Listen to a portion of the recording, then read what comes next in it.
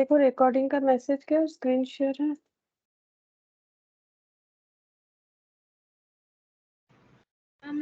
Yes ma'am. अच्छा good morning Subhajit. Good morning ma'am.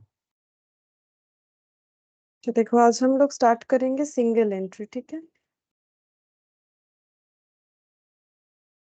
Chapter का नाम है सिंगल एंट्री या फिर इसे अकाउंटिंग फ्रॉम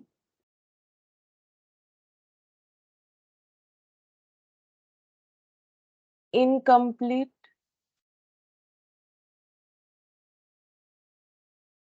रिकॉर्ड्स ये भी बोला जाता है, ठीक है। तो ये भी तुम लोग जो है 11th या 12th में करते होगे, ठीक है। लेकिन तब शायद क्वेश्चन का लेवल वैसा नहीं होता है जब अभी जो है क्वेश्चन का लेवल अलग होगा, लेकिन चीज वही है, ठीक है। तो इसका कंसेप्ट क्या था सिंगल एंट्री का, अगर तुम लोग को याद है बचपन में अगर किए हो तो single entry accounting from incomplete record का मतलब है कि ऐसे बिजनेसमैन, ठीक है, ऐसे बिजनेसमैन जो अपना अकाउंटिंग, क्योंकि बिजनेस होगा तो अकाउंटिंग होगा, ऐसा बिजनेस ऑर्गेनाइजेशन चाहे वो कोई भी हो, ठीक है। तो नॉर्मली जो है ऐसा कंपनी वगैरह तो नहीं करेगा, क्योंकि उनको तो प्रॉपर अकाउंट मेंटेन करना पड़ता है। ये क्या हो गया, मैंने इतना, ठीक है चलो कोई बात नहीं, मैंने यहाँ लिख दिया है। अच्छा तो देखो यहाँ पर बिजनेस ऑर्गेनाइजेशन जो है, ठीक है, बिजनेस ऑर्गेनाइजेशन को क्या करना पड़ता है, अपना अकाउंट्स मेंटेन करना पड़ता है। देखो हर एक बिजनेस को at the end of the day उसे क्या पता करना है, at the end of the day उनको पता करना पड़ता है कि बिजनेस करके प्रॉफिट में है हम या फिर लॉस में है, ठीक है। यही पता करना मेन मोटो होता है हर एक बिजनेस ऑर्गेनाइजेशन का, ठीक है। लेकिन कुछ बिजनेस ऑर्गेनाइजेशन ऐसा हो सकता है जो कि प्रॉपर अकाउंटिंग मेंटेन नहीं करता है, ठीक है। अगर कोई बिजनेस ऑर्गेनाइजेशन प्रॉपर अकाउंटिंग नहीं करता है, नॉट मेंटेन मतलब ना तो उनके पास, मतलब देखो ट्रांजैक्शन तो होता ही होगा, ठीक है, लेकिन ट्रांजैक्शन तो अकाउंटिंग नहीं है। ट्रांजैक्शन से जर्नल, जर्नल से लेजर, लेजर से ट्रायल बैलेंस, ट्रायल बैलेंस से फाइनल अकाउंट, और उसके बाद फाइनल अकाउंट्स का एनालिसिस जिसमें रेशियो वगैरह होता है, तो वो तो बहुत बात का पार्ट चला गया। अगर बिजनेस में प्रॉफिट या लॉस पता करना है तो एटलीस्ट फाइनल अकाउंट्स तक हमें करना पड़ता है, ठीक है।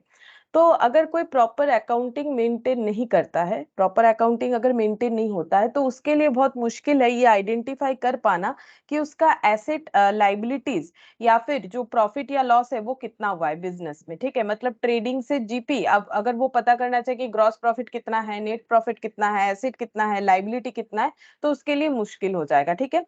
तो वो क्या कर सकता है, क्या वो फिर अपना प्रॉफिट पता नहीं करेगा, करेगा। उनके पास भी ऑप्शन है कि वो अपना जो है एसेट कितना है वो पता कर सके, लाइबिलिटीज कितना है वो पता कर सके, ठीक है, और ग्रॉस प्रॉफिट कितना हुआ बिजनेस में वो पता करे, नेट प्रॉफिट कितना हुआ वो पता करे, ठीक है। प्रोबेबली ये सब वो भी पता कर सकते हैं, लेकिन कैसे, मान लो मतलब जिनको अकाउंटिंग नॉलेज है, बेसिकली मान लेते हैं कि जो तुम लोग प्रोफेशनल कोर्सेज वगैरह पढ़ रहे हो, मतलब कॉमर्स के लोग जिन्हें अकाउंटिंग पता होता है, वो क्या कर सकते हैं, उनका हेल्प ले सकते हैं। हेल्प लेके अपने बिजनेस का जो आधा अधूरा इंफॉर्मेशन है, क्योंकि इनके पास जो है प्रॉपर अकाउंटिंग नहीं मेंटेन है, तो प्रॉपर हम लोग जाके, जैसे मान लो अगर तुम लोग को ही बोला गया कि तुम लोग को प्रॉपर अकाउंटिंग करके देना है, तो तुम लोग को तो इन्फॉर्मेशन चाहिए तभी कर पाओगे।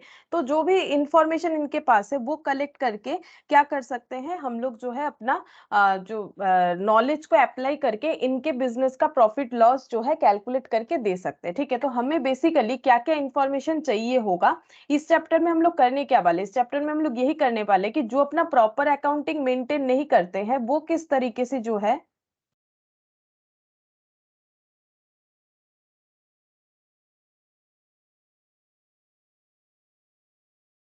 गुड मॉर्निंग इनकी।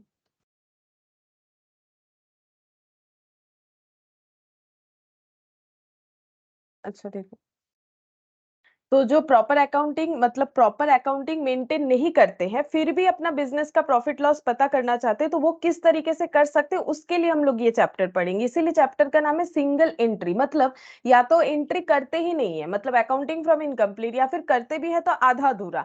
ठीक है, मतलब एसेट का थोड़ा बहुत इंफॉर्मेशन है, थोड़ा बहुत लाइबिलिटी का है, लेकिन प्रॉपर कुछ भी इंफॉर्मेशन नहीं है। ठीक है, तो अगर कोई भी कॉमर्स का पर्सन उनको हेल्प करने के लिए जाएगा, या फिर वो चाहेंगे कि उनका अकाउंटिंग बना के दे, तो उनको क्या क्या डेटा का जरूरत हो सकता है। ठीक है, तो क्या क्या क्या डेटा का जरूरत हो सकता है, तो जो भी जाएंगे उनको बोला जाएगा, मतलब जो ऑर्गेनाइजेशन में जाएंगे उनको ये बोला जाएगा कि आप हमें कुछ इंफॉर्मेशन दो। ठीक है, आप हमें कुछ तो इंफॉर्मेशन दो, तब तो हम लोग आपको ये बना के दे सकते हैं। तो जो बिजनेसमैन है वो क्या इंफॉर्मेशन दे सकते हैं, वो दो तरह का इंफॉर्मेशन दे सकते हैं, either regarding assets and liabilities,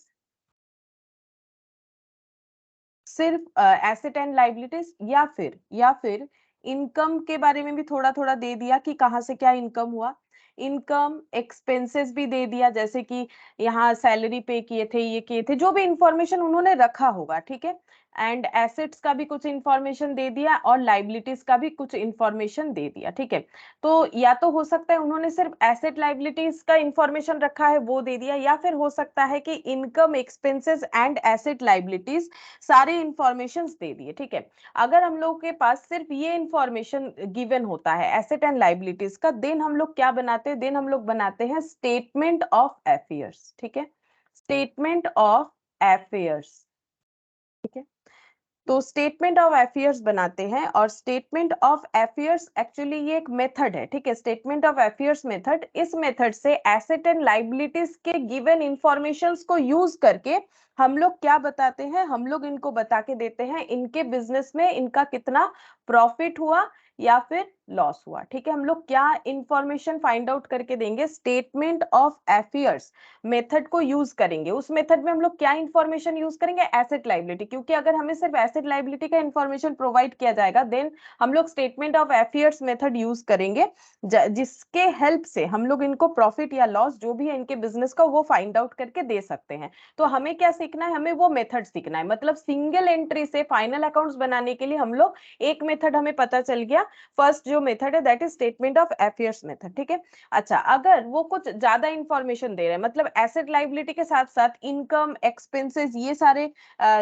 information दे रहे हैं, तो हम लोग क्या बना सकते हैं, फाइनल अकाउंट्स। ठीक है, क्योंकि देखो अगर मेरे पास इनकम अवेलेबल है, एक्सपेंस अवेलेबल है, एसेट लाइबिलिटीज, मतलब बेसिकली फॉर्मेट में नहीं है, लाइक ट्रायल बैलेंस पे तो यही सब रहता है, फॉर्मेट में नहीं है, इंफॉर्मेशन मोड में है। ठीक है, कोई बात नहीं, हम लोग इसको जॉट डाउन करके क्या बना लेंगे, फाइनल अकाउंट्स बना लेंगे। तो ये मेथड क्या कहलाएगा, फाइनल अकाउंट्स मेथड। ठीक है, इस मेथड में जब हम लोग चलेंगे तो हमें क्या बनाना पड़ेगा, इस मेथड्स में जब हम लोग चलेंगे तो हम लोग क्या क्या बनाएंगे, trading and profit and loss account ये बना लेंगे, प्लस फाइनल अकाउंट्स मेथड में हम लोग trading and profit and loss account बनाएंगे और बैलेंस शीट बना लेंगे। ठीक है, बैलेंस शीट बना लेंगे, और बैलेंस शीट से क्या पता चलेगा, एसेट्स एंड लाइबिलिटीज के बारे में।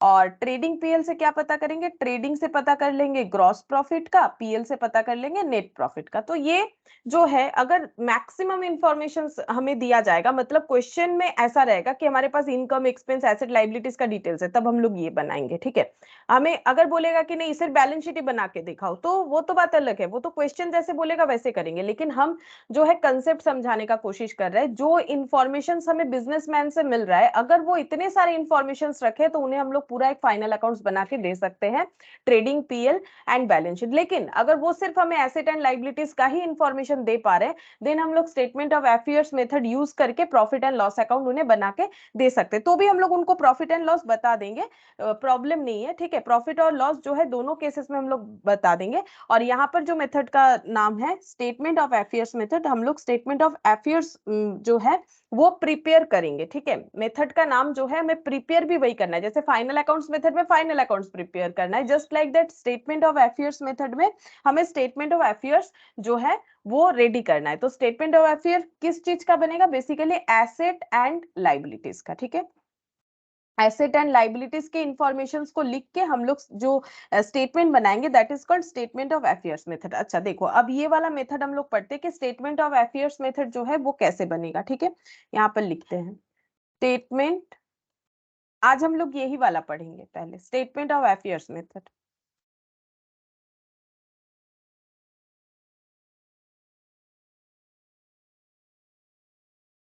ठीक है, इसमें हमारे पास गिवन क्या होगा, गिवन इंफॉर्मेशन होगा, गिवन इंफॉर्मेशन जो है वो होगा about only assets and liabilities, जैसे कि मैंने बोला एसेट एंड लाइबिलिटीज। ठीक है, हम लोग क्या प्रिपेयर करेंगे, ये इंफॉर्मेशन एसेट एंड लाइबिलिटीज का है, तो एसेट लाइबिलिटीज से नॉर्मली हम लोग को पता है हम लोग बैलेंस शीट बनाते हैं, लेकिन यहाँ पर हम लोग क्या बनाएंगे, यहाँ पर हम लोग बनाएंगे स्टेटमेंट ऑफ अफेयर्स, जो कि बेसिकली बैलेंस शीट ही है, स्टेटमेंट ऑफ अफेयर्स। ठीक है, जो कि क्या है, एग्जैक्टली बैलेंस शीट ही है, फिर भी इसको हम लोग स्टेटमेंट ऑफ अफेयर्स बोल रहे हैं बैलेंस शीट के बदले। क्यों, उसका रीजन जस्ट इतना है क्योंकि ये जो बिजनेस ऑर्गेनाइजेशंस होते हैं जो अपना प्रॉपर इंफॉर्मेशन नहीं रखते, वो जो ये एसेट लाइबिलिटीज का वैल्यूज हमें बताते हैं ना, वो एस्टिमेटेड वे में बताते हैं। ठीक है, या फिर हमें कुछ इंफॉर्मेशन जैसे मान लो फर्नीचर का दे दिया, 2 साल से वो फर्नीचर है, उस पर उन्होंने कोई डिप्रिशिएशन वगैरह नहीं लगाया। क्यों नहीं लगाया, बिकॉज उनको उतना नॉलेज नहीं है। ठीक है, उनको उतना नॉलेज नहीं है कि किस तरह से जो है बिजनेस को मेंटेन करना चाहिए। इसीलिए देखो, दो दो तरह के मतलब थिंकिंग के लोग होते हैं जो कि इस तरह का काम कर लेते हैं, मतलब जो है अपना प्रॉपर एंट्री वगैरह मेंटेन नहीं करते। एक तो ऐसे जिनको जानकारी नहीं है, एक ऐसे है जो टैक्स वगैरह नहीं देना चाहते, तो वो भी ऐसा कर सकते हैं कि जो प्रॉपर इंफॉर्मेशन जो है वो फॉलो नहीं करते। ठीक है, तो प्रॉपर अकाउंटिंग वगैरह फॉलो नहीं करते हैं, तो जो भी हो, तो प्रैक्टिकली ऐसा होता है कि मैक्सिमम लोगों को पता नहीं होता है कि कैसे करके क्या इंफॉर्मेशंस वगैरह जो है, कैसे अकाउंटिंग जो है पूरा मेंटेन करना चाहिए, तो वो नहीं कर पाते हैं। तो हम लोग क्या करते हैं, उनके पास से जो भी हमें इंफॉर्मेशन मिलता है एसेट लाइबिलिटीज का, वो बेसिकली एस्टिमेटेड वे में होता है, इसीलिए उसको बैलेंस शीट नहीं बोल के स्टेटमेंट ऑफ अफेयर्स बोला जाता है। बिकॉज जो वैल्यूज है वो एग्जैक्ट नहीं है, ऐसा मतलब एग्जैक्ट है या नहीं है वो पता नहीं चलता है। ठीक है, मतलब एस्टिमेटेड है, हो सकता है कुछ एग्जैक्ट है कुछ नहीं है, तो बेसिकली एस्टिमेटेड वे में है, इसीलिए पूरा चीज बैलेंस शीट की तरह ही बनेगा, बस नाम होता है स्टेटमेंट ऑफ अफेयर्स। ठीक है, तो हम लोग क्या करेंगे, यहाँ पर हम लोग 2 साल का जो है स्टेटमेंट ऑफ अफेयर्स बनाएंगे। कैसे बनेगा, ये देखो ऐसे बनेगा, यहाँ पर हम लोग बनाएंगे प्रीवियस ईयर का एक बनेगा, ये देखो ऐसे स्टेटमेंट ऑफ अफेयर्स जो है बैलेंस शीट के फॉर्मेट में ही बनेगा, मतलब ऐसे बैलेंस शीट जैसे बनता है। ठीक है,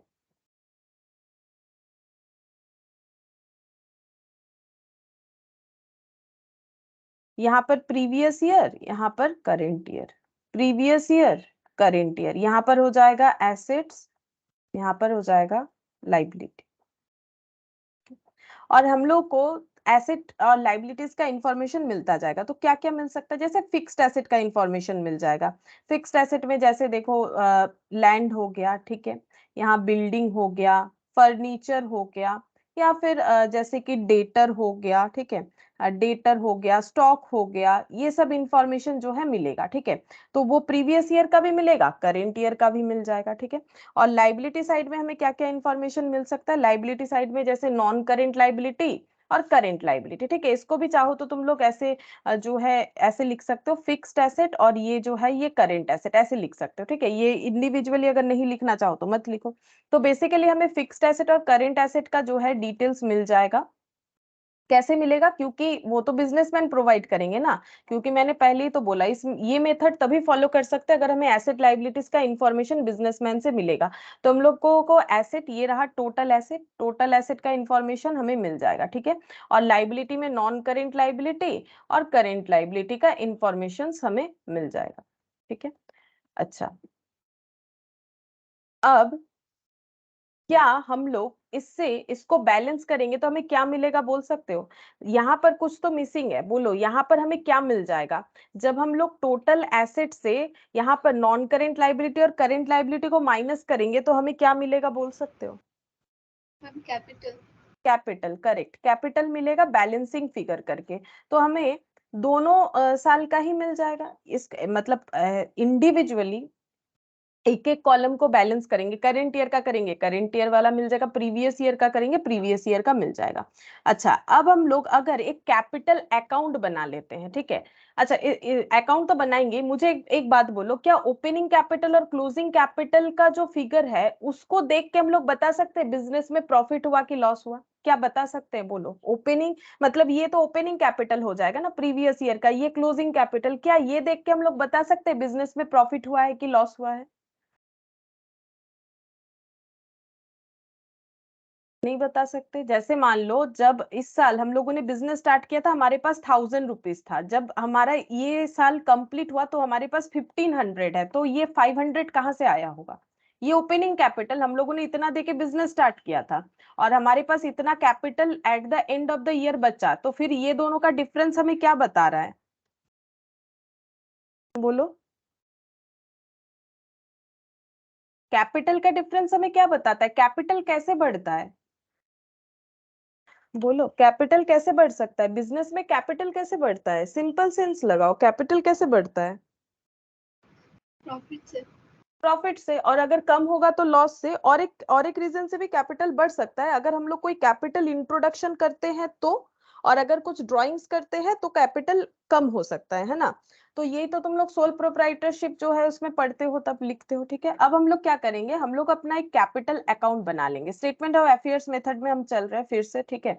स्टेटमेंट ऑफ अफेयर्स मेथड में पहले हमारे पास जो एसेट लाइबिलिटी का इंफॉर्मेशन होगा उससे हम लोग स्टेटमेंट ऑफ अफेयर्स बना लेंगे, जो कि बैलेंस शीट की तरह ही है, बट नाम हमें स्टेटमेंट ऑफ अफेयर्स रखना है, बिकॉज वैल्यूज एस्टिमेटेड होंगे, प्रॉपर इंफॉर्मेशन मेंटेन नहीं होने की वजह से, ठीक है। अब यहाँ पर हम लोग क्या लिखेंगे, यहाँ पर हम लोग क्लोजिंग कैपिटल, ओपनिंग कैपिटल को ब्रॉट डाउन करेंगे बाई बैलेंस बीडी, ठीक है, जो भी वैल्यू आएगा बैलेंसिंग फिगर से। क्लोजिंग वाला भी हमें मिल जाएगा टू बैलेंस सीडी, क्लोजिंग वाला हम लोग यहाँ पर लिख देंगे।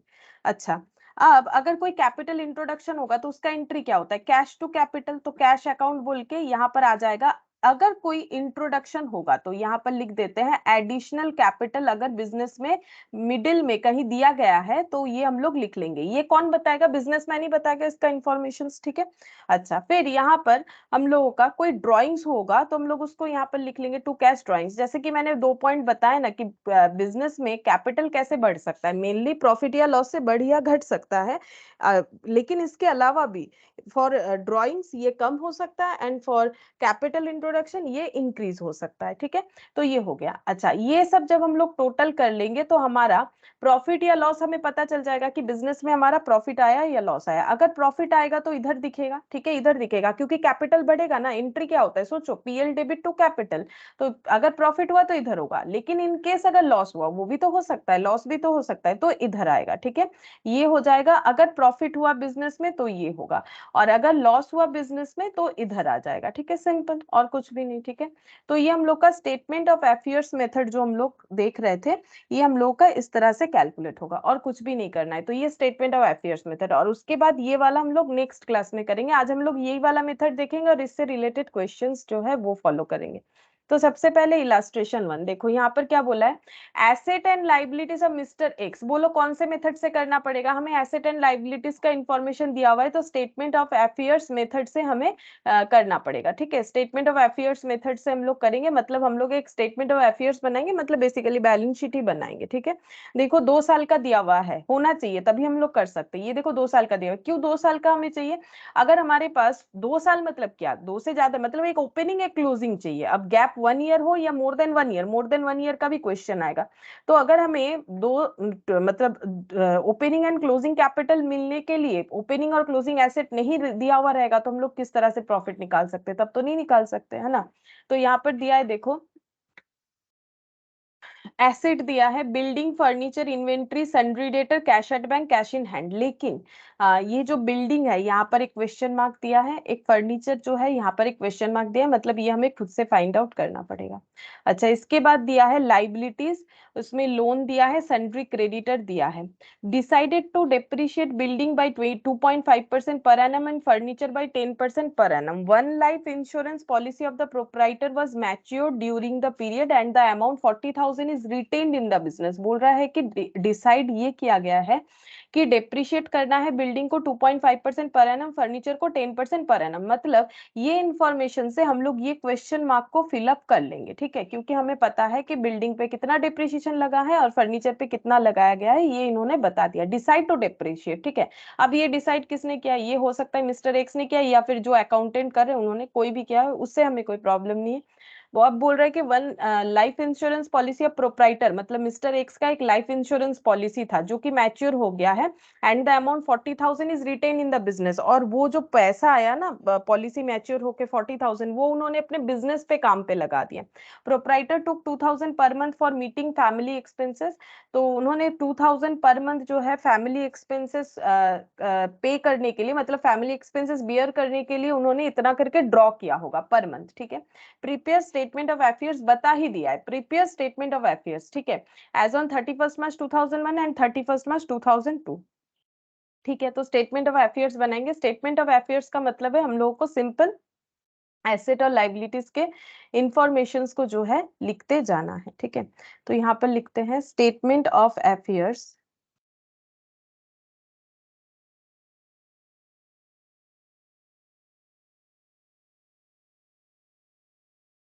statement of affairs as on 31st March 2001 and 31st March 2002, mister x, ठीक है। In the books of mister x भी लिख सकते हो।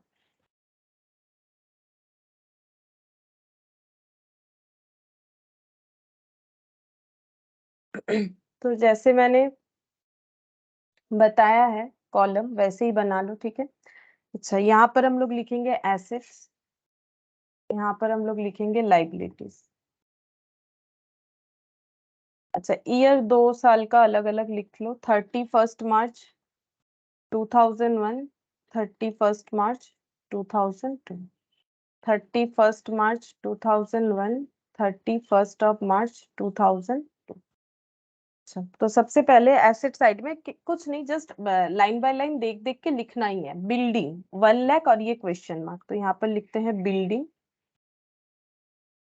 1 लाख। ये जो क्वेश्चन मार्क है इसको भी पुट कर लेंगे, पहले जो भी इंफॉर्मेशन है ना उसको देख देख के लिख लेते हैं, और बाद में जब नीचे की तरफ आएंगे तो यहाँ पर हमें दिख जाएगा कितना डेप्रिसिएशन देना है, दे देंगे। Furniture 50,000,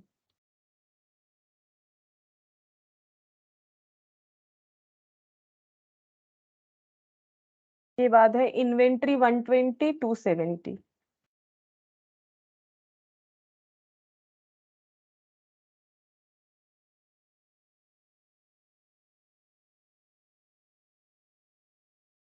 sundry debtor 40,000, 90,000,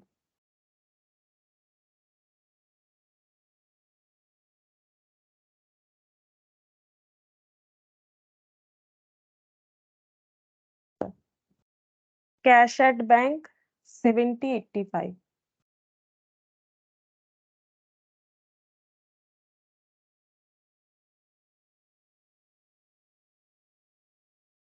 cash in hand 1,200, 1,200, 3,200। इसके बाद लाइबिलिटीज में लोन, सन्ड्री, क्रेडिटर, तो नीचे की तरफ लिखेंगे हमेशा, क्योंकि यहाँ हमारा कैपिटल निकल के आता है, ठीक है। लोन और क्रेडिटर,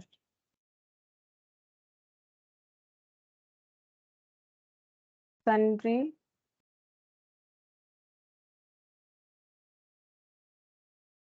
क्रेडिटर, 40,000, 70,000,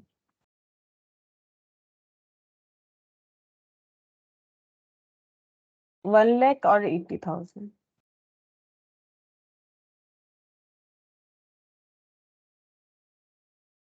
फिर बोला है decide to depreciate building by 2.5% per annum, तो बिल्डिंग पे डेप्रिशिएशन लगाने के बाद बिल्डिंग का वैल्यू कितना आएगा वो हम लोग को कैलकुलेट करना पड़ेगा, ठीक है।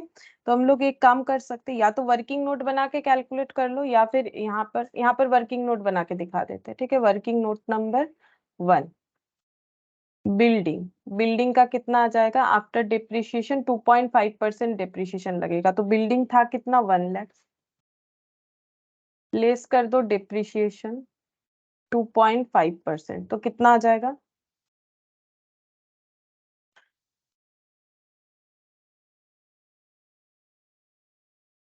97,500. अच्छा 97,500 25 97,500 97,500। सिमिलरली फर्नीचर पे 10% बोला है, तो 50,000 पे 10% मतलब 500 है ना। 50,000 पे 10% 5,000। अच्छा, तो 45,000। 1,000. हाँ, यहाँ पर एक बार बना लेते हैं, लिख लिख देते, लिखा है तो ठीक है। Working note number 2, furniture 50,000 less depreciation at the rate of 10%, 45,000। ठीक है, अगर चाहो तो वर्किंग नोट नंबर 1 2 लिख सकते हैं हम लोग, ठीक है। अच्छा, अब यहाँ पर बाकी चीज तो हो गया, अब हम लोग इसको क्लोज करेंगे तो हमें कैपिटल मिल जाएगा, ठीक है। बाकी नीचे का जो इन्फॉर्मेशन है, one life insurance policy proprietor was matured और उन्होंने 40,000 जो है बिजनेस में रखा है, ठीक है। तो इसका मतलब ये कैपिटल इंट्रोडक्शन वाई, ये सब कहाँ लिखना है हमें? ये सब हमें कैपिटल अकाउंट में दिखाना है। कहाँ बनाया था मैंने? ये रहा।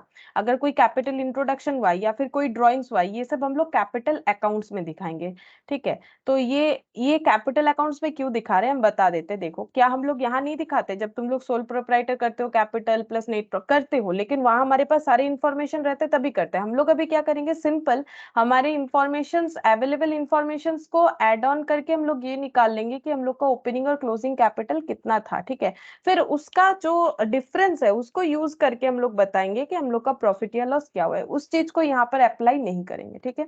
तो यहाँ पर पहले ओपनिंग वाला करना चाहिए हमेशा। तो पहले ओपनिंग वाला, तो 1,50,000, 1 लाख 1 लाख 2 लाख 2,70,000, 2,70,000 प्लस 40, 2,70,000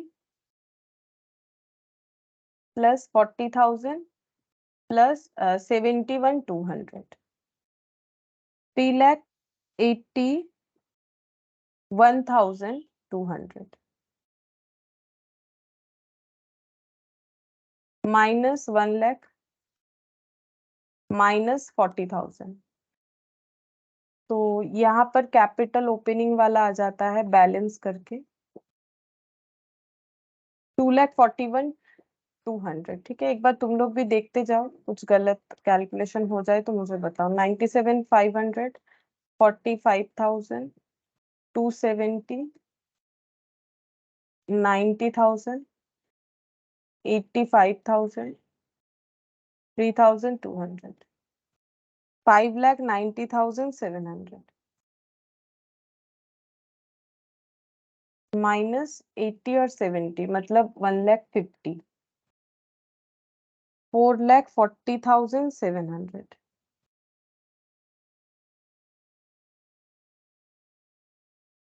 ये हमारा जो है ओपनिंग और क्लोजिंग कैपिटल का बैलेंस आया। मतलब ये सारे एडजस्टमेंट नहीं दिखाने के नहीं दिखाए हम लोगों ने, कोई बात नहीं, लेकिन हम लोग के पास ये एडजस्टमेंट किए बिना, मतलब कैपिटल का चेंजेस जो भी रीजन से हो सकता है, वो सारे रीजन जैसे कि ड्रॉइंग्स, कैपिटल इंट्रोडक्शन, प्रॉफिट या लॉस, उसके बिना ही हमारा कैपिटल का ओपनिंग क्लोजिंग ये दिख रहा है। अब हम लोग क्या करेंगे? वैसे हमें बोला नहीं है, ठीक है। वैसे हमें इस क्वेश्चन में ये नहीं बोला है कि प्रॉफिट लॉस बताओ। तो जो क्वेश्चन पूछा है ना, उसके हिसाब से हम लोग का ये वाला यहाँ पर ही सोल्यूशन खत्म हो जाता है। ये देखो हम दिखाते हैं, यहाँ पर हमें बोला है प्रिपेयर स्टेटमेंट ऑफ अफेयर्स, ठीक है। स्टेटमेंट ऑफ अफेयर्स प्रिपेयर करने के लिए बोला है। स्टेटमेंट ऑफ अफेयर्स यानी कि बैलेंस शीट बनाने का बात है, जो कि बन चुका है, ठीक है।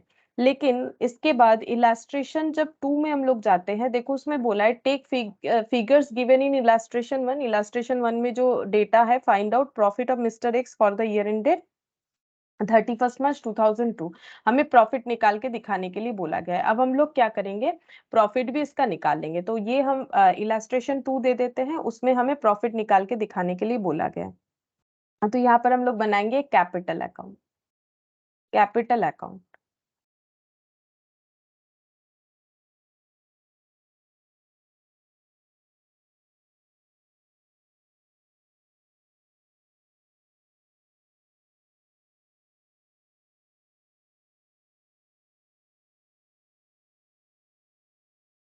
ओपनिंग कैपिटल, कैपिटल क्योंकि लाइबिलिटी होता है तो बाई साइड में ब्रॉट डाउन हो जाएगा और क्लोजिंग इधर आ जाएगा। अच्छा, ओपनिंग कैपिटल है 2,41,200, 2,41,200। अच्छा, क्लोजिंग कैपिटल है 440,700। अच्छा, अब देखो यहाँ बोला था कि इन्होंने 40,000, ये इंफॉर्मेशन जो है इलास्ट्रेशन 1 वाला ही तो लेना है, तो यहाँ पर बोला था कि इन्होंने 40,000 जो इनको मिला था, इनका लाइफ इंश्योरेंस पॉलिसी जो मैच्योर हुआ था वो पैसा इन्होंने बिजनेस में रखा है, मतलब बेसिकली बिजनेस में पैसा इंट्रोड्यूस किया गया है। तो cash to capital, by cash, capital introduce, capital introduced 40,000, ठीक है। अच्छा, और ये अपने घर के खर्चे, मतलब घर के एक्सपेंसेस के लिए 2,000 पर मंथ करके विथड्रॉ करते हैं, तो to cash drawings, to cash drawings, यहाँ पर आंसर होगा कितना, 2,000 पर मंथ करके, तो 2,000 इंटू 12, 24,000। 2,000 नहीं लिख देना है, अगर 2,000 लिख दोगे तो गलत हो जाएगा, ठीक है। अब टोटल करते हैं, तो इसका मतलब देखो, बिजनेस में पहले 2,41,200 था, ठीक है, फिर 40,000 बिजनेस में आया, तो बिजनेस का कैपिटल बनना चाहिए 2,81,200, लेकिन है 4,40,700। बात समझो, बिजनेस में मतलब ये तो अकाउंट तो बनेगा, तो लेजर बैलेंस करोगे तो साफ साफ दिख रहा है कि बैलेंस इधर आ रहा है, ठीक है, और ये प्रॉफिट बनेगा, ठीक है, नेट प्रॉफिट, क्योंकि बैलेंस इधर आ रहा है, इसमें तो कोई प्रॉब्लम नहीं है, बैलेंस कर ही दोगे, बट लॉजिक समझो। हमारे पास ये पैसा था, हम लोगों ने ये पैसा और भी इंट्रोड्यूस किया और ये पैसा विथड्रॉल किया, तो माइनस कर दो 24,000। तो हमारे पास कितना पैसा बचना चाहिए, 2,57,200, बट बचा है कितना, 4,47,100, मतलब हम लोगों ने पैसा और इंट्रोड्यूस भी नहीं किया, फिर भी इतना ज्यादा क्यों दिख रहा है इंट्रोड्यूस, तो बस इतना ही किया है, इसका मतलब प्रॉफिट कमाया है, तो 4,40,700, मतलब कितना प्रॉफिट कमाया है, 1,83,500, ठीक है। ये तो लॉजिकली पता है, बाकी तुम लोग समझ गए हो, कोई बात नहीं, बस इसको लेजर बैलेंस करोगे तो आंसर आ जाएगा। और 4,64,000, इसका टोटल देखो कितना आ रहा है, 4,40,700 प्लस 24,000, 4,64,700, 4,64,700, सॉरी 700 होगा, ठीक है, हो गया।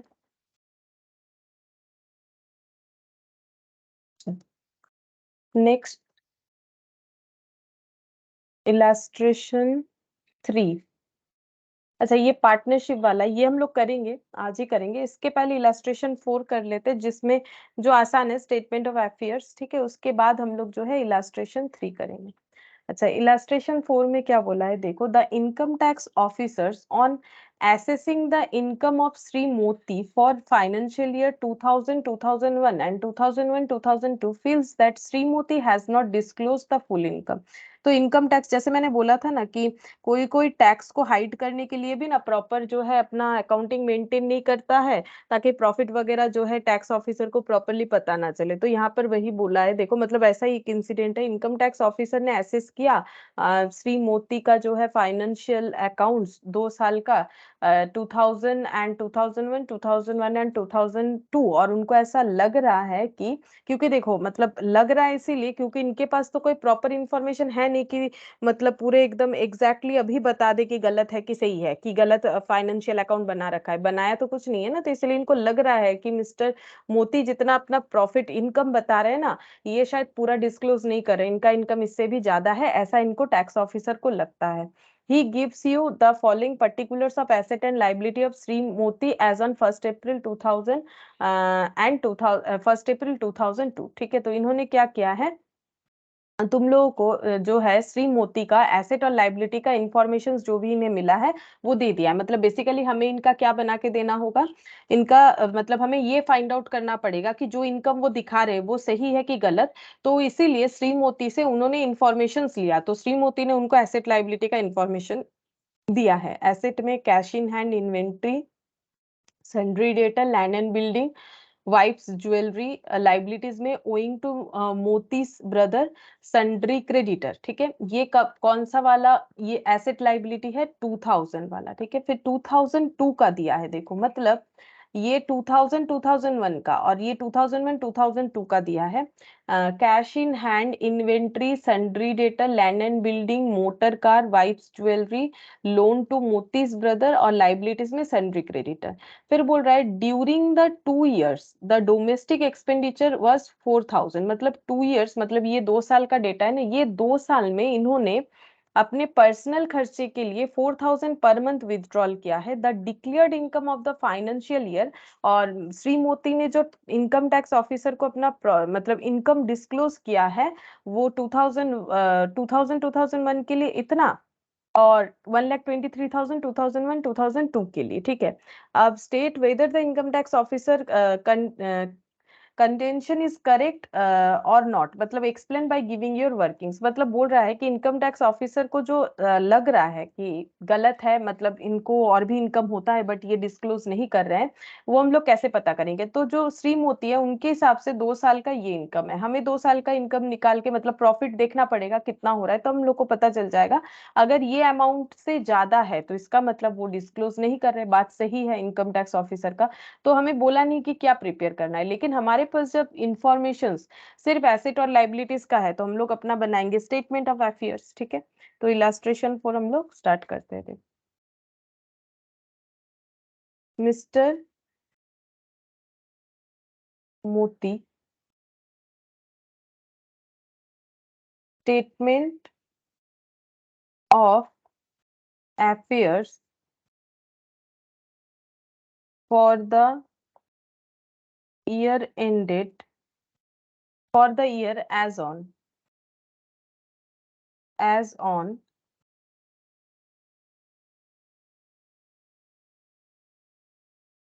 2000 2001 and 2001 2002।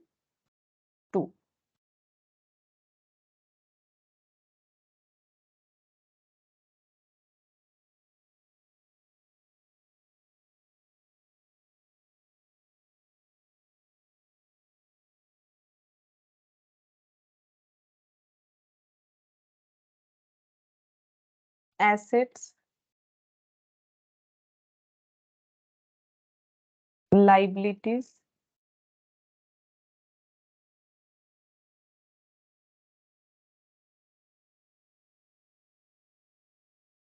यहाँ पर लिखते हैं 14, एक है हम लोग का 2001 में कंप्लीट होगा, ठीक है। और ये लिख देते हैं 14 2002, ठीक है।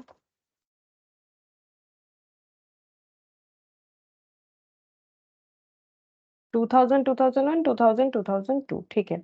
अच्छा अब हम लोग यहाँ पर लिखना स्टार्ट करते हैं cash in hand. Cash in hand, cash in hand है 25,500। ये कौन से ईयर का है, ये है ये वाला 2000 से लेके 14 2000 से लेके 14 2001 तक का, ठीक है। कैश इन हैंड, उसके बाद है इन्वेंट्री। इन्वेंट्री है 56,000। सन्ड्री डेटर, सन्ड्री डेटर है 41,500।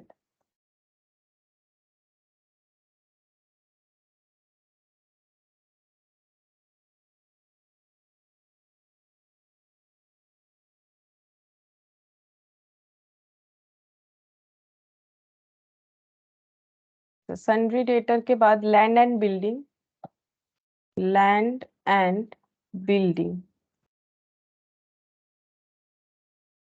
लैंड एंड बिल्डिंग है 1,90,000। वाइफ्स ज्वेलरी,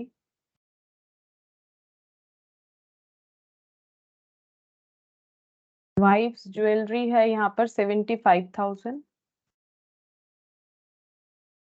अच्छा liability owing to Moti's brother, अपने भाई से उधार लिए हैं तो ओइंग टू मोतीज ब्रदर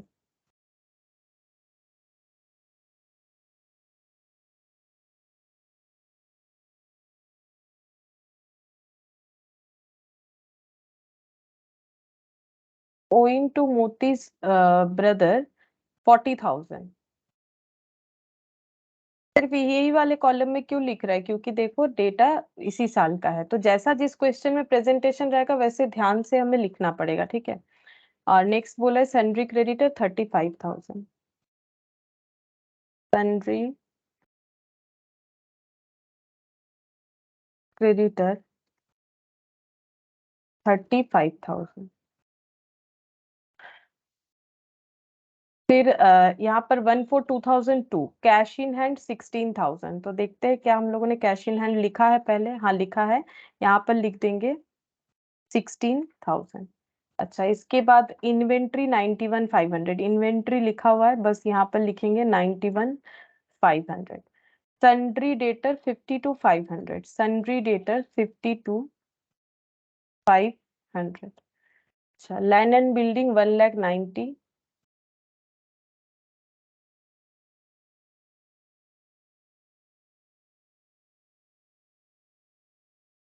अच्छा, मोटर कार 1,25,000। ये पहले नहीं लिखा हुआ था, मतलब नया आया है, ठीक है। इस साल लिया होगा तो पहले से था नहीं। Motor car 125। अच्छा, वाइफ्स ज्वेलरी 1,25,000, मतलब ये यहाँ पर लिख सकते हैं हम लोग। वाइफ्स ज्वेलरी 1,25,000, मोटर कार लिख दिया। लोन टू मोतीज ब्रदर, तो ये एसेट है, ठीक है। लोन टू मतलब क्या? दिया है, मोती अपने भाई को लोन दिया है। इसके पहले साल में उसने अपने भाई से लोन लिया था, ओइंग टू मोतीज ब्रदर, ठीक है। तो ये एसेट साइड में वैसे भी दिख रहा है। Loan to Moti's brother 20,000। Loan to Moti's brother यहाँ लिखना है, ठीक है। गलती से यहाँ लिख दोगे फिर गलत हो जाएगा। जो साल में जो ट्रांजैक्शन हुआ है उसी के हिसाब से हमें लिखना पड़ेगा। Sundry creditor 55,000। अच्छा, इसके बाद during the 2 years domestic expenditure 4,000, मतलब ये कैपिटल अकाउंट में जाएगा। डिक्लेयर्ड इनकम जो है ये चेक करेंगे कि हम लोगों का इनकम और इन्होंने जो डिस्क्लोज किया है सही है कि गलत है। पहले हम लोग इसको क्लोज करते हैं।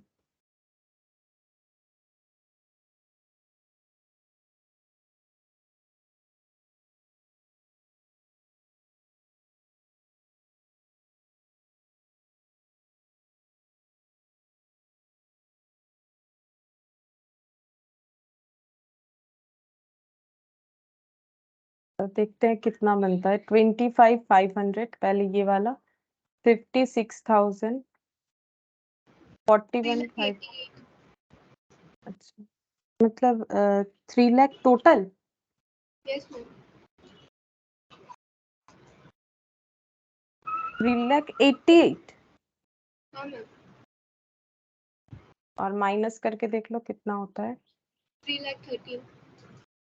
अच्छा, हाँ ठीक है। यहाँ पर कैपिटल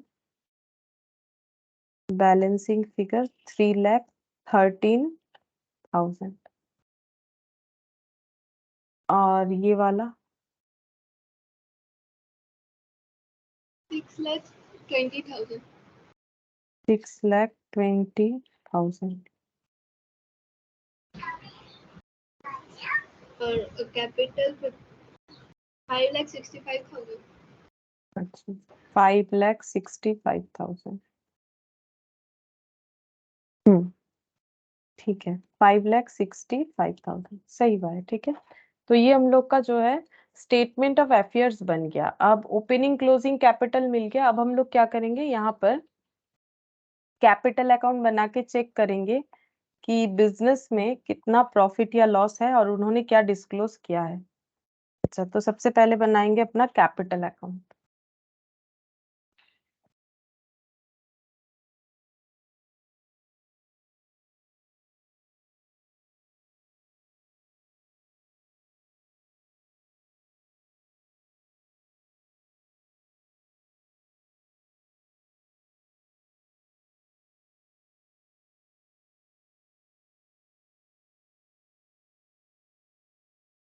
बाई बैलेंस BD 313 और 565 क्लोजिंग है।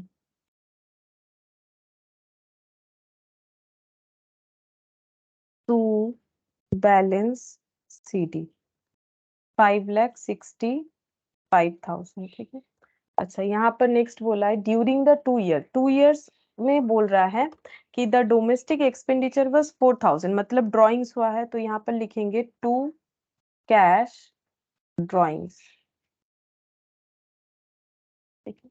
अच्छा, और यहाँ पर बस और कुछ नहीं, ड्राइंग्स ही बताए, कुछ एडिशन हुआ है ऐसा नहीं बता रहा है, तो ठीक है। तो बाकी जो आएगा नेट प्रॉफिट या नेट लॉस जो भी आएगा, तो ड्राइंग्स कितना है, कैसे कैलकुलेट करेंगे, बोला है कि 2 ईयर्स में जो ड्राइंग्स हुआ है, तो ड्राइंग्स कितना है 4,000 पर मंथ, तो 4,000 इंटू कितना लिखेंगे, यहाँ पर कितना लिखना चाहिए, 2 साल का ड्राइंग्स है, 24 होगा, ठीक है। तो 4,000 इंटू 24,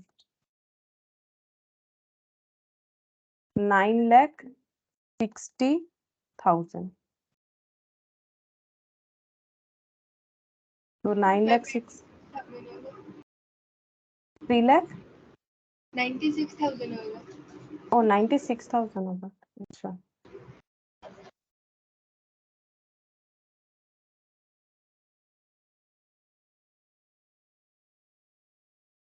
नाइन्टी सिक्स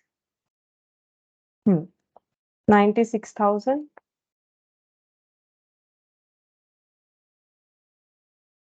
6,61,000 -313, तो ये हो गया 3,48,000, ठीक है, बाई PL बैलेंसिंग फिगर, ठीक है। तो ये कितने साल का प्रॉफिट निकला, टोटल 2 साल का प्रॉफिट निकला, ठीक है, ये टोटल 2 साल का प्रॉफिट निकला हम लोग का। तो यहाँ पर 2 साल का टोटल प्रॉफिट इन्होंने कितना दे रखा है, 1,05,000 प्लस ये वाला, तो 1,05,000 प्लस 1,23,000, चेक करते हैं, 228, जबकि इनका आया है 3,48,000, मतलब इन्होंने कम दिखाया है, ठीक है। तो मतलब इनकम टैक्स ऑफिसर जो सोच रहे थे, वो उनका सोच जो है सही है, इन्होंने अपना प्रॉफिट को कम डिस्क्लोज कर रखा है, ठीक है, इन्होंने अपने प्रॉफिट को कम डिस्क्लोज कर रखा है। तो इसका हम लोग जो है एक अकाउंट बना के, जो इसका बोला है ना कमेंट करने के लिए, तो वो हम लोग कमेंट लिख के दिखा देते हैं। ये देखो यहाँ पर लिखते हैं, income disclosed for 2 years by C Moti. तुम लोग चाहो तो अपने लैंग्वेज में लिख सकते हो कि इन्होंने इतना डिस्क्लोज किया जबकि इतना हो रहा है, 1,05,000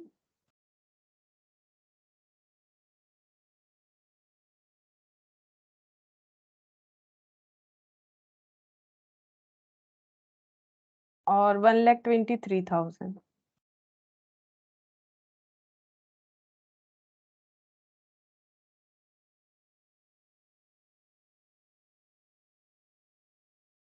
but actual income for 2 years after calculating by statement of affairs method, after calculating by statement of affairs method is 3,48,000. So the income tax officer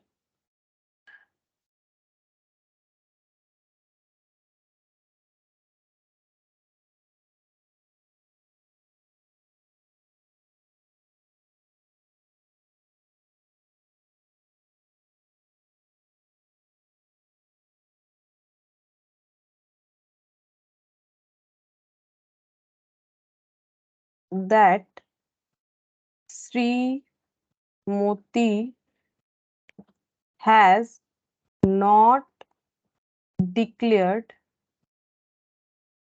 his true income is correct. Sri Moti's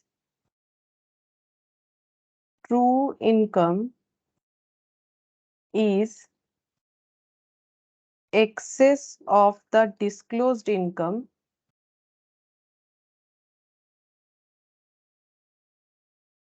by rupees, कितना आ रहा है देख लो, इन्होंने disclose, इनका आया है 348 और 220 disclose कर रखा है।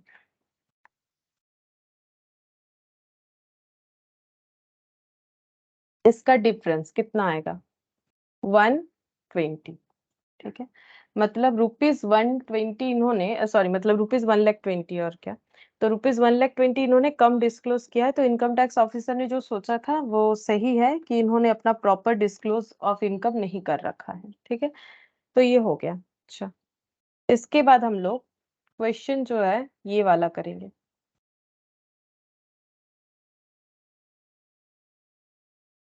इलास्ट्रेशन 3, और ये इम्पोर्टेंट है बोल सकते हो, मतलब इसमें काफी सारा चीज जो है पॉइंट मिक्स्ड अप है।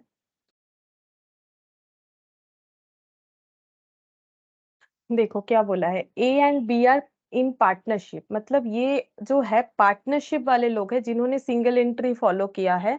तो कैसे सॉल्व होगा? तो जिनका पार्टनरशिप जो कर रहे हो वो अपना पार्टनरशिप का कंसेप्ट जो भी मैंने अभी तक बताया है क्लास में वो सारे काम आएंगे, और जिन्होंने पहले पढ़ा है पार्टनरशिप, ठीक है, उनका उनको भी याद करना है, ठीक है। पार्टनरशिप जो है, A and B are partnership having profit sharing ratios 2:1। Partnership में ए बी है जिन्होंने 2:1 में प्रॉफिट शेयरिंग रेशियो में पार्टनरशिप चला रहे। The following information is available about the asset and liabilities. Asset liabilities के रिगार्डिंग इन्फॉर्मेशन गिवन है।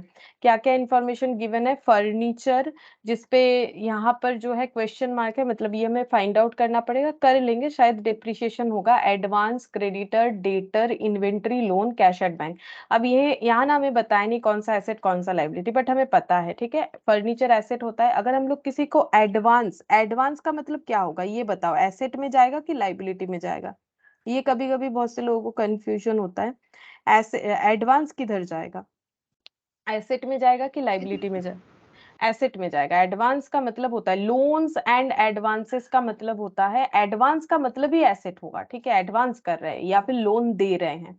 सिर्फ लोन का मतलब लाइबिलिटी होता है। Creditor liability, debtor asset, inventory asset, ये लोन, ये लाइबिलिटी है, ठीक है। कैश एट बैंक एसेट, ये हमें खुद आइडेंटिफाई करना है कौन सा कहाँ जाएगा, अगर हमें नहीं बता दिया है तो, ठीक है। The partners are entitled to salary, partner को सैलरी दिया जाएगा 2,000 पर मंथ।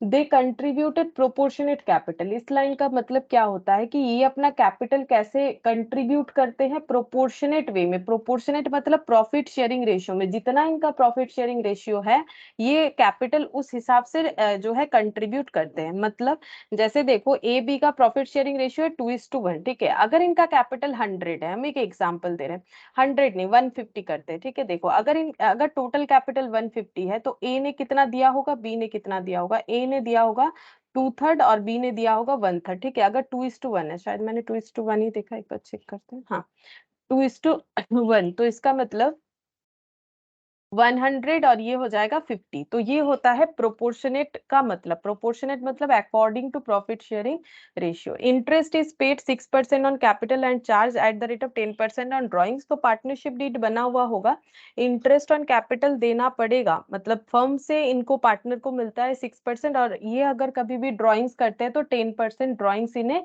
जो है पे करना पड़ता है इंटरेस्ट के तौर पे, ठीक है। अच्छा, नेक्स्ट बोला है ड्राइंग्स का एक डिटेल्स बता दिया है। ए ने कब कब कितना ड्राइंग्स किया है, बी ने कब कब कितना ड्राइंग्स किया है। On 30th June they took C as 1/3 partner. 30th June में सी को उन्होंने एज ए पार्टनर जो है लिया है बिजनेस पे, हु कंट्रीब्यूटेड 75,000। तो 30th जून के पहले तक ए बी थे बिजनेस में।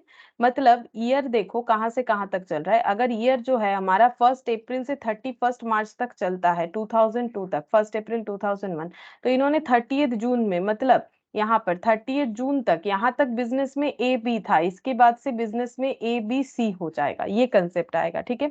और सी ने कितना कंट्रीब्यूशन कर रखा है, 75,000। C is entitled to share of 9 months profit, तो सी को कितना प्रॉफिट मिलेगा, 9 मंथ्स का।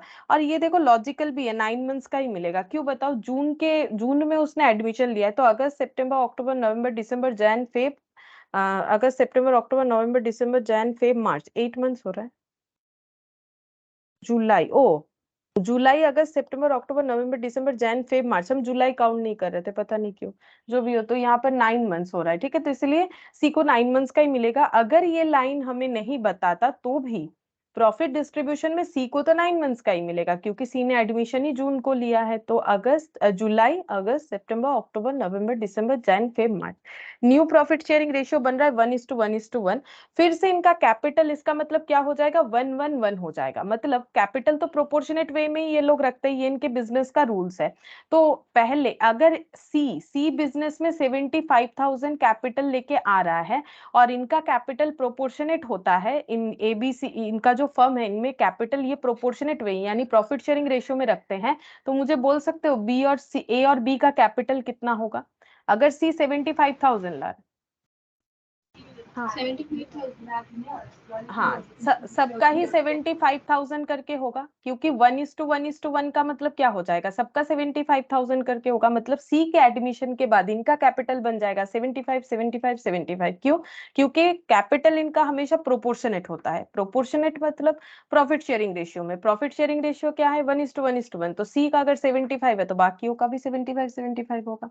ए विथड्रू हिज प्रोपोर्शनेट शेयर, ए ने क्या किया है, अपना शेयर जो है विथड्रू किया है, मतलब ड्रॉ किया है। ठीक है, तो वहां पर वो ट्रांजैक्शन दिखाना पड़ेगा सेम, अगर उसने उसका प्रोपोर्शनेट शेयर को जो है विथड्रॉल किया है। डिप्रिसिएशन देना है 10%, वो वहां पर काम में आएगा, जहां पर हम लोगों ने फर्नीचर के वहां पर देखा ना ब्लैंक है, 10% पर एनम।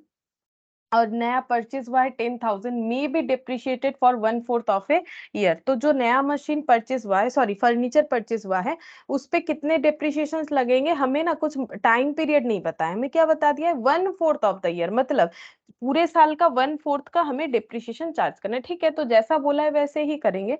करेंट अकाउंट, देखो क्वेश्चन में करेंट अकाउंट आ गया। करेंट अकाउंट आने का मतलब ही है, ये कौन सा मेथड है, ये फिक्स्ड कैपिटल मेथड का क्वेश्चन है। ठीक है, इसका मतलब पार्टनर लोगों को salary, interest on capital, charge for interest on drawings या फिर प्रॉफिट बोलो, जो भी बोलो, ठीक है, वो सब करेंट अकाउंट में जाएगा और कैपिटल में सिर्फ कैपिटल रहेगा। तो फिक्स्ड और फ्लक्चुएटिंग कैपिटल मेथड एक बार याद कर लो जो मैंने सिखाया था। ठीक है, फिक्स्ड कैपिटल मेथड ही होगा, तभी तो करेंट अकाउंट भी बना हुआ है। ठीक है, करेंट अकाउंट में ए और बी का बैलेंस बताया, ए का क्रेडिट है, बी का डेबिट बैलेंस है। ठीक है, अच्छा ये कब का बता रहा है, 31 मार्च 2001 तक का बता रहा है। फिर यहाँ पर बोला है, मतलब ये जब जो है स्टार्टिंग का बता रहा है बेसिकली, है ना।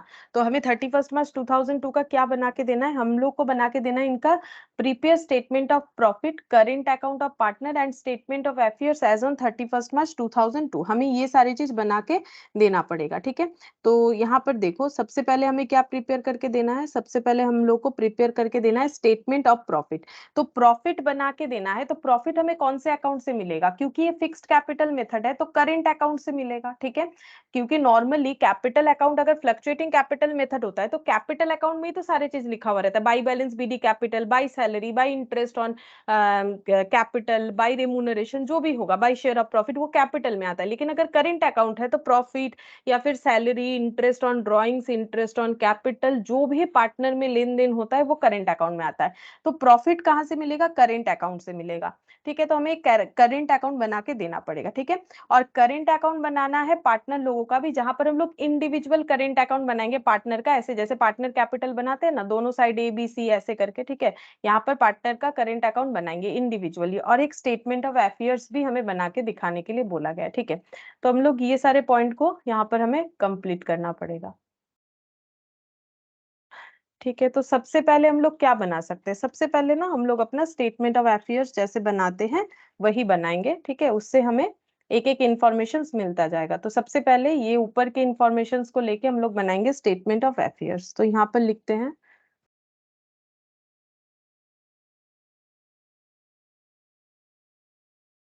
Statement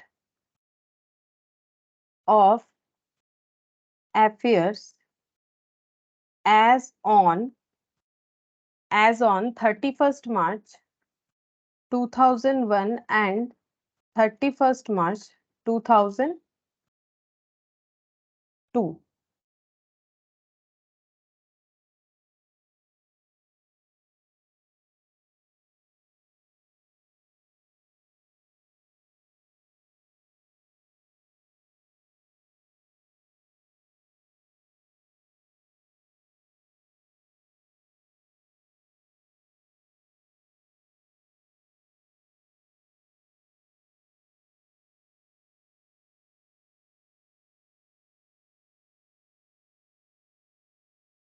Thirty-first March 2001, 31st March 2002.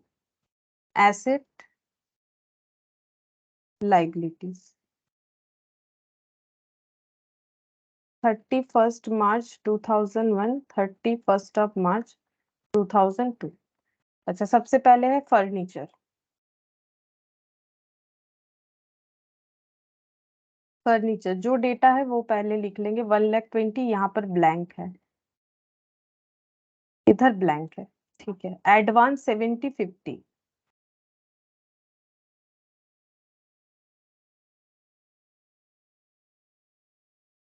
इसके बाद है क्रेडिटर 30-30।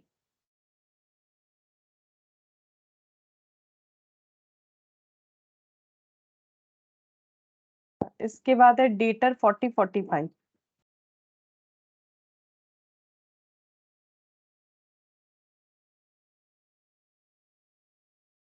इन्वेंट्री 60। मैम क्रेडिटर भी लिख दिए फिर। ओ अच्छा, सही बोल रहे हो, इधर गलती से लिख दिए, देखो।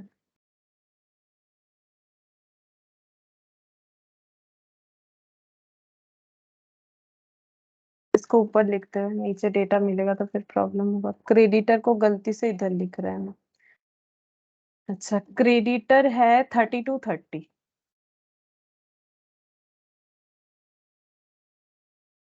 ठीक है। डेटर 40-45।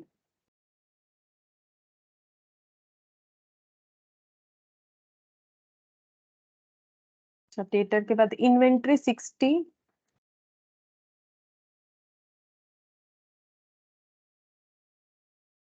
सेवेंटी 4750। लोन, लोन है 80,000 और यहाँ पर ना ऐसे दे रखा है, क्वेश्चन मार्क नहीं दिया है, मतलब यहाँ पर लोन है नहीं, मतलब लोन रीपे हो गया होगा, ठीक है। कैश एट बैंक 50 और 1,40,000। कैश एट बैंक 50 और 1,40,000, ठीक है। अच्छा, और क्या होगा? और नीचे देखते हैं क्या इंफॉर्मेशन है। Partners are entitle to salary. Salary हमारा कभी भी यहाँ पर नहीं आएगा, सैलरी करेंट अकाउंट में जाएगा। अच्छा, कैपिटल में जा सकता था, लेकिन करेंट अकाउंट क्योंकि बना हुआ है इनका, तो करेंट अकाउंट में जाएगा। अच्छा, फिर उसके बाद बोला है कि ये लोग कैपिटल जो है प्रोपोर्शनेट, मतलब अपने पीएसआर रेशियो में करते हैं, ठीक है। तो इसका यूज हम लोग कर लेंगे। इंटरेस्ट भी करेंट अकाउंट में जाएगा, interest on capital. Interest on drawings ये भी करेंट अकाउंट में जाएगा। ये ड्राइंग्स का डेटा बताया है, तो वो भी हमारे करेंट अकाउंट में जाएगा। यहाँ पर बोल रहा है कि सी ने जो नया 30 जून को एंट्री लिया है, तब इनके पास 75,000 इन्होंने कैपिटल के साथ एंट्री लिया है, तो यहाँ पर लिखेंगे capital. Capital A B C. अच्छा, करेंट अकाउंट भी होगा, तो एक काम करते हैं, क्रेडिटर और लोन को नीचे लिखते हैं। अगर तुम लोग बीच में लिख दियो तो काटने का जरूरत नहीं है, वो हम प्रेजेंटेशन के लिए कर रहे हैं और कुछ नहीं, ठीक है। अभी एक बार लिख लियो तो रहने दो, लेकिन जब मतलब एग्जाम में करोगे तो करेंट अकाउंट ही पहले आता है, ठीक है। करेंट अकाउंट थोड़ा सा याद रखोगे तो मुझे नहीं लगता इसमें भूलने वाला कोई बात है, ठीक है। और यहाँ पर करेंट अकाउंट में भी आ जाएगा 3 पार्टनर ए बी सी, ठीक है। और यहाँ पर लिख देते हैं क्रेडिटर और लोन। Creditor loan. अच्छा, क्रेडिटर के कितना था? भूल गए, क्रेडिटर 30 to 30।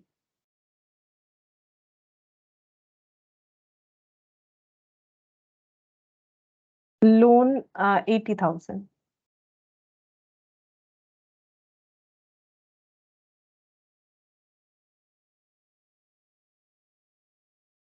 अच्छा, सी का हमें देखो, यहाँ नीचे का जो इंफॉर्मेशन है उससे हमें ये पता चला कि सी का कैपिटल 75,000 होगा। सी का कैपिटल जो है 75। अच्छा, मैंने इसी कॉलम में क्यों लिखा, इसमें क्यों नहीं लिखा? क्योंकि सी ने कब एडमिशन लिया है? सी ने एडमिशन लिया है 30 जून को। तो इसके पहले तो ए और बी थे, मतलब 31 मार्च 2001 जो ईयर एंड है, तब तो बिजनेस में सिर्फ ए बी था, ठीक है, सी था ही नहीं। सी कब आया? इस साल, तो उसने 75,000 लाया, क्योंकि उनका कैपिटल प्रोपोर्शनेट है, दैट्स वाई बी और ए का भी 75,000 ही दिखेगा। बी और ए का भी 75,000 दिखेगा। तो इसका तुम लोग चाहो तो एक नोट बना सकते हो, ठीक है, एक नोट बना सकते हो। यहाँ पर हम जो है एक पेज हटा देते हैं, यहाँ पर बना के दिखाते हैं। अच्छा, पता नहीं कितना सारा पेज लगेगा, हम एक काम करते हैं, यहाँ पर ही दिखा देते हैं, ठीक है, नेक्स्ट पेज में वर्किंग दिखा देते हैं। Working note number 1, C's capital 75,000, enter 30th June, ठीक है, as capital is proportionate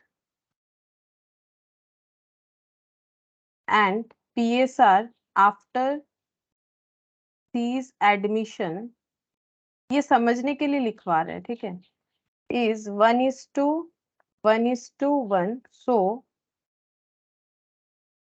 A, B and C's capital is 75,000 each, ठीक है, तो इसीलिए ये होगा। जब भी कभी तुम लोग इस क्वेश्चन को देखोगे तो समझ जाओगे कि क्यों मैंने यहाँ पर 75,000 करके हर जगह पे लिखा हुआ है। अच्छा, इसके अलावा यहाँ पर देखते हैं कि डिप्रिशिएशन ये तो कैलकुलेट करती ही है। करेंट अकाउंट बताया है ए का, देखो 31 मार्च 2001 में ए का क्रेडिट बैलेंस है 5,000, तो ए का क्रेडिट बैलेंस मतलब इधर आएगा 5,000, ठीक है। अच्छा, और बी का है डेबिट बैलेंस 2,000, यहाँ पर नहीं आएगा, इसका मतलब ये देखो 31 मार्च 2001 में पहला बात है ए और बी दो पार्टनर है, सी तो वैसे भी नहीं है, ठीक है। ए का क्रेडिट है इधर आएगा, तो बी का डेबिट है तो इधर आएगा, तो बी का एक यहाँ पर करेंट अकाउंट का कॉलम करना पड़ेगा, जहां पर ए बी सी लिख सकते हैं। बट देखो, ए बी सी मैंने ये तीनों लिख तो दिया, बट ए नहीं आएगा। क्यों नहीं आएगा? क्योंकि ए का क्रेडिट बैलेंस था। बी का डेटा आएगा क्योंकि बी का डेबिट बैलेंस था, तभी तो मैंने ये कॉलम को इधर बनाया है। और सी तो तब था ही नहीं बिजनेस में, तो सी का यहाँ पर डेटा नहीं आएगा। तो बेसिकली ए बी तुम लोग ए और सी चाहो तो हटा सकते हो, ठीक है, अगर नहीं लिखना चाहो तो मत लिखो, कोई प्रॉब्लम नहीं। अच्छा, नेक्स्ट हम लोग यहाँ पर फर्नीचर का डिटेल्स बना लेते हैं, वर्किंग नोट 2 बना के। Furniture depreciation. अच्छा, कैसे कैलकुलेट होगा फर्नीचर का डिप्रिशिएशन? फर्नीचर पहले था कितना, यहाँ पर देखते हैं, पहले था 1,20,000, ओपनिंग 1,20,000। अच्छा, इस पे कितना जो है डिप्रिशिएशन लगा है? 10% पर एनम, 10% इंटू 12/12, तो ये हो जाएगा 12,000। और जो न्यू परचेज हुआ है 10,000,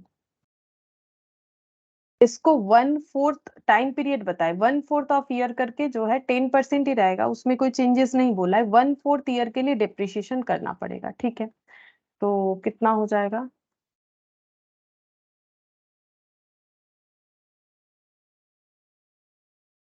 $250, तो टोटल डिप्रिशिएशन 14 कितना हो रहा है?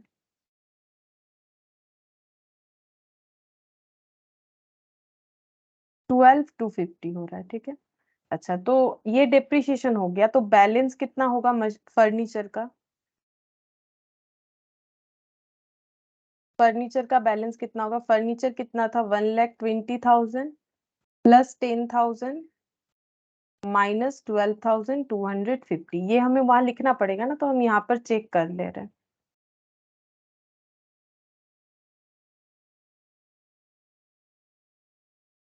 1,17,750 मतलब 1,17,750 ये लिख लेते हैं 1,17,750 1,17,750 ठीक है। अच्छा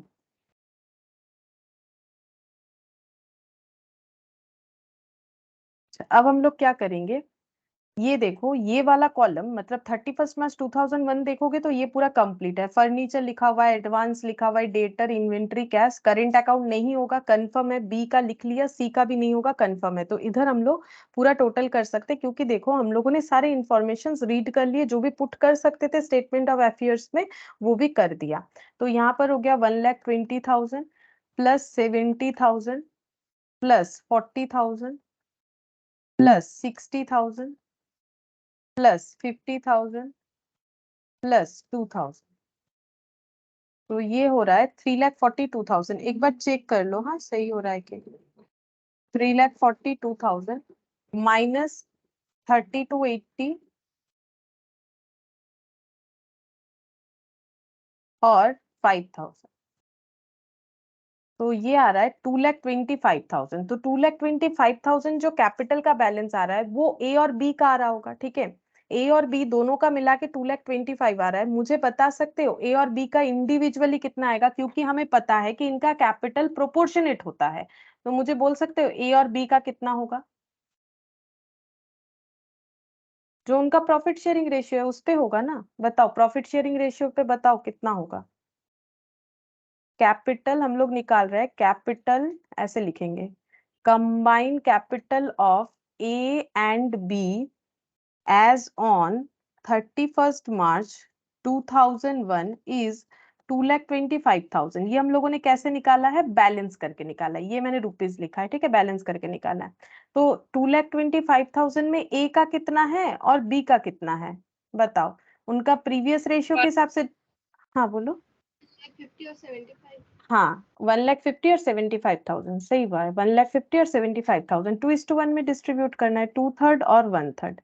तो डिवाइडेड बाई 3 × 2 तो 1,50,000 और 75 यहाँ पर लिख दिया मैंने 1,50,000 और 75। ये इंडिविजुअली बैलेंस करके नहीं आएगा, ये टोटल में जरूर बैलेंस करके आएगा, फिर हम लोगों को उसे डिस्ट्रीब्यूट कर देना है ठीक है।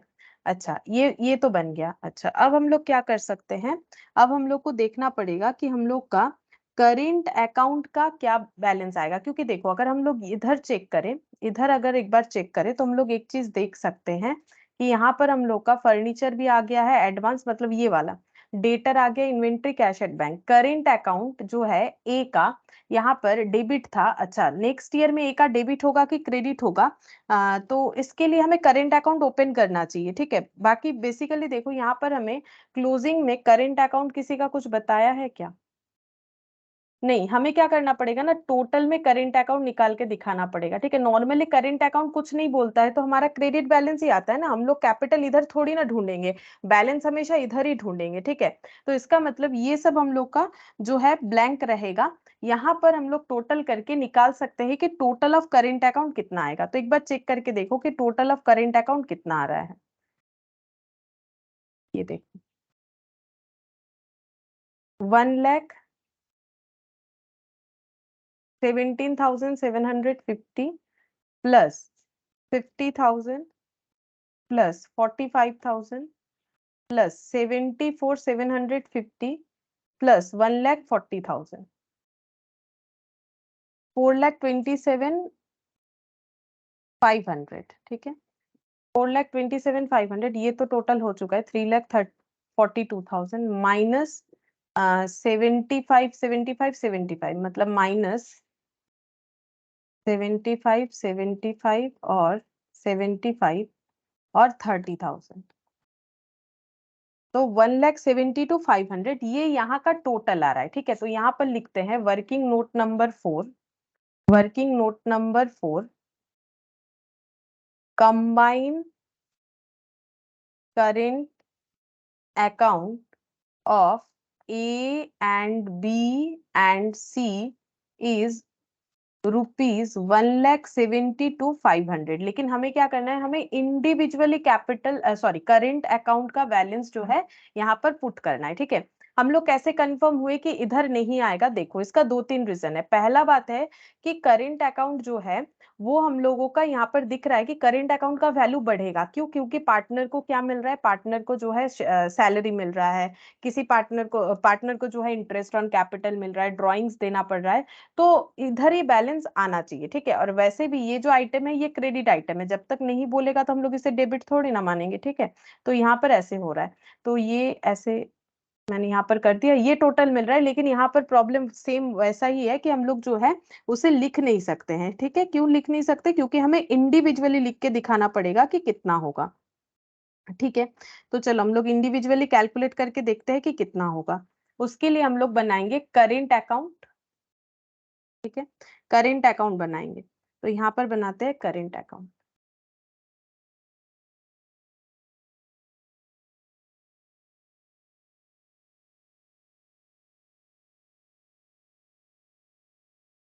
Partners current account A B C, A B C. तो ओपनिंग हमें पता है ए और बी का। ठीक है, ए का है 5,000, सी तो था नहीं स्टार्टिंग में, सी तो क्लोजिंग में आएगा, और बी का जो है नेगेटिव है 2,000। ठीक है, अच्छा, अब करेंट अकाउंट में हमारा क्या क्या डेटा जाएगा? The partners are entitled to salary 2,000 per month, तो यहाँ पर चला जाएगा सैलरी। तो तुम लोग ऐसे बाई पीएल एप्रो फिर सैलरी ऐसे भी लिख सकते हो। ठीक है, या फिर डायरेक्टली बाई सैलरी ये भी लिख सकते हो। तो ए बिजनेस में कितना दिन है? तो ए बिजनेस में 12 मंथ्स है, मतलब पूरे साल भर ही है। तो ए को सैलरी कितना मिलेगा? 2,000 इंटू 12 यानी कि 24,000। ठीक है, ये देखो ए को सैलरी कैसे मिलेगा? 2,000 इंटू 12, हम यहाँ पर लिख के दिखा देते हैं 2,000 इंटू 12। बी भी बिजनेस में जो है पूरे साल भर ही है, तो 2,000 इंटू 12 यानी 24,000। और सी बिजनेस में कितना दिन है? क्योंकि सी ने 30 जून में एडमिशन लिया है, तो वो 9 मंथ्स है, तो 2,000 इंटू 9 18,000। फिर बाई पीएल एप्रो, क्योंकि ये सब जो है पीएल एप्रो से आता है। इंटरेस्ट ऑन कैपिटल, ठीक है, इंटरेस्ट ऑन कैपिटल, कैपिटल पे इंटरेस्ट मिलेगा। तो यहाँ पर देखो 6%, 6% करके देना है। तो कैपिटल कितना कितना है उसके ऊपर हमें 6% करके इंटरेस्ट देना पड़ेगा। तो इंटरेस्ट ऑन कैपिटल हम लोग कैलकुलेट करते हैं। देखो, अच्छा, इसका ये देखो कैपिटल है 1,50,000 और 75,000। तो सी का तो कैपिटल इसके बाद का है, मतलब इस पे हमारा इंटरेस्ट कैपिटल जो है, इंटरेस्ट ऑन कैपिटल कैलकुलेट होगा। ठीक है, हम इंटरेस्ट ऑन कैपिटल जो है उसके लिए एक वर्किंग नोट बनाते हैं, यहाँ पर नहीं लिख पाएंगे, नीचे लिख के दिखाते हैं। ठीक है, वर्किंग नोट पे इंटरेस्ट ऑन कैपिटल कितना हो, interest on capital A B और सी। ठीक है, तो ए का इंटरेस्ट ऑन कैपिटल क्या होगा? ए का स्टार्टिंग में कितना कैपिटल था? 1,50,000।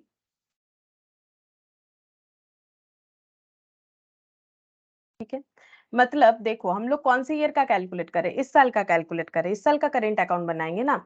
मतलब ए का कैपिटल स्टार्टिंग में 1,50,000 ही था, लेकिन उन्होंने कुछ विथड्रॉल किया, और देखो यहाँ पर बोला भी है ए विथड्रू हिज प्रोपोर्शनेट शेयर। तो ए ने कितना विथड्रू किया वो ना हमें इसके डिफरेंस से ही पता चलेगा, क्योंकि सी के आने के बाद इनको कैपिटल प्रोपोर्शनेट करना ही था, मतलब 75 75 75 ही करना था। ठीक है, तो इसीलिए ए का कैपिटल 75 हो गया, तो इसीलिए इन्होंने अपना विथड्रॉल कर लिया। कितना विथड्रॉल कर लिया होगा? 75,000 ही विथड्रॉल कर लिया होगा। देखो 1,50,000 इनका कैपिटल था, लेकिन इनको अपना कैपिटल 75,000 बनाना है, तो इनको कितना विथड्रॉल करना पड़ेगा? 75,000 ही विथड्रॉल करना पड़ेगा।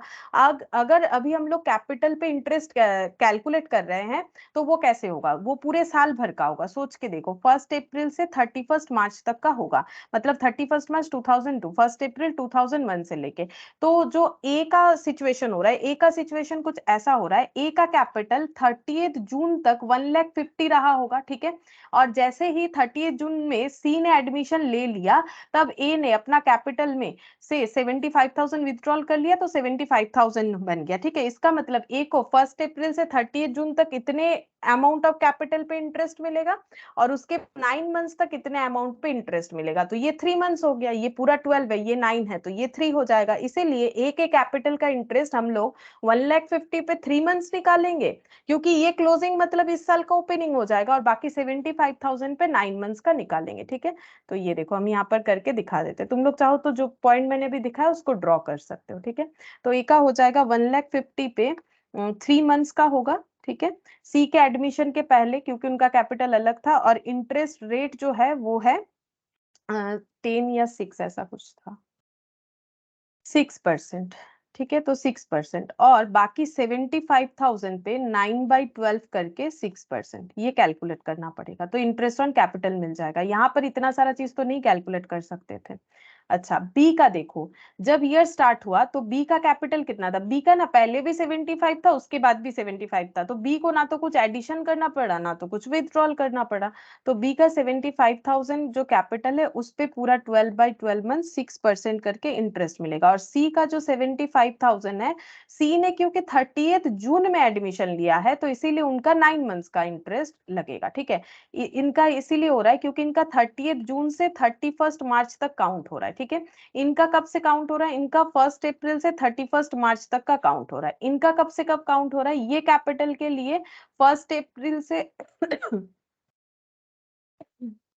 30 जून, और यहाँ पर 1 जुलाई से लेके 31 मार्च, ठीक है।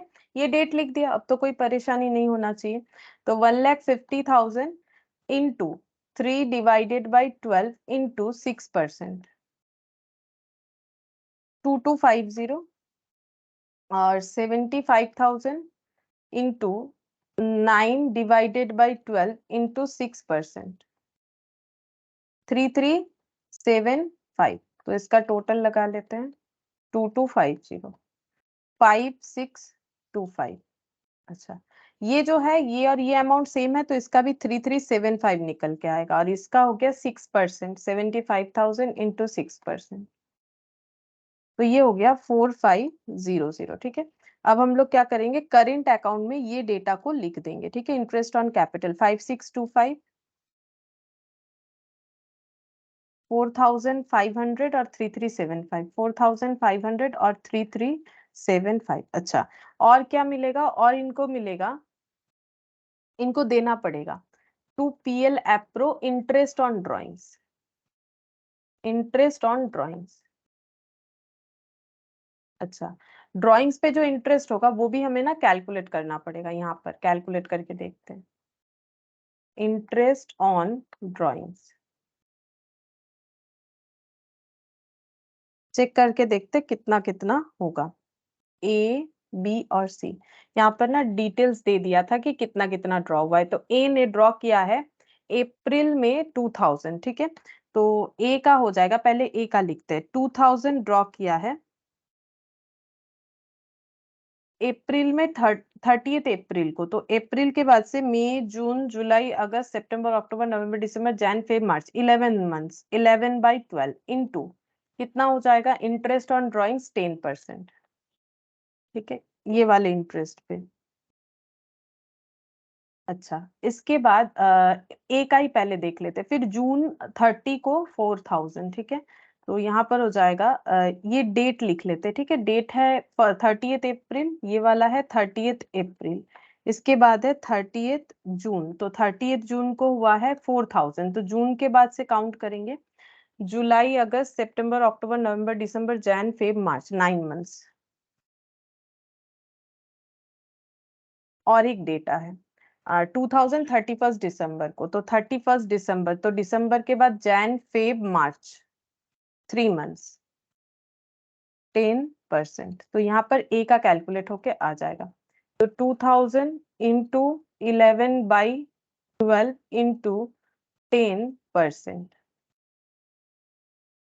83, नहीं 183। अच्छा, 1 0.33 को मैंने इग्नोर कर दिया है। 4000 इंटू 9 डिवाइडेड बाई 12 इंटू 10%, 300।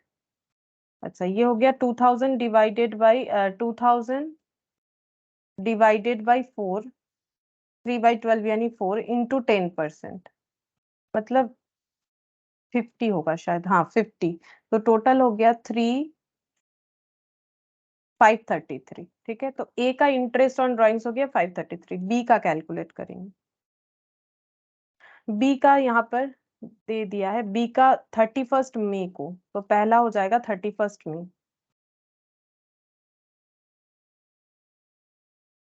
कितने अमाउंट के ऊपर है? 2000। जून, जुलाई, अगस्त, सितंबर, अक्टूबर, नवंबर, दिसंबर, जैन, फेब, मार्च, 10 मंथ्स। 10/12 इंटू 10%। अच्छा, इसके बाद है हम लोग का ये 30 जून, और नहीं, ये वाला 30 सितंबर, 30 सितंबर, 28 ऑफ फेब, 30 ऑफ सितंबर और 28 ऑफ फेब। तो सितंबर से लेके अगर काउंट करेंगे तो कितना हो जाएगा? सितंबर के बाद अक्टूबर, नवंबर, दिसंबर, जैन, फेब, मार्च, ये 6 मंथ्स का हो जाएगा। ठीक है, और ये फेब का एंड है तो मार्च 1 मंथ्स के लिए। ठीक है, अब सिर्फ अमाउंट को पुट करेंगे, 6000, 8000। ये पूरा पार्टनरशिप ही हो गया, बोल सकते हैं हम लोग। ठीक है, तो इसीलिए ये इम्पोर्टेंट है। अगर ऐसा मिक्स्ड अप क्वेश्चन दे दे तो पार्टनरशिप के नॉलेज के बिना हम लोग नहीं कर सकते हैं। तो यहाँ पर हो जाएगा 166.6, मतलब 167 कर लेते हैं। ठीक है, और 6000 डिवाइडेड बाई 2 इंटू 10%, 300। 8000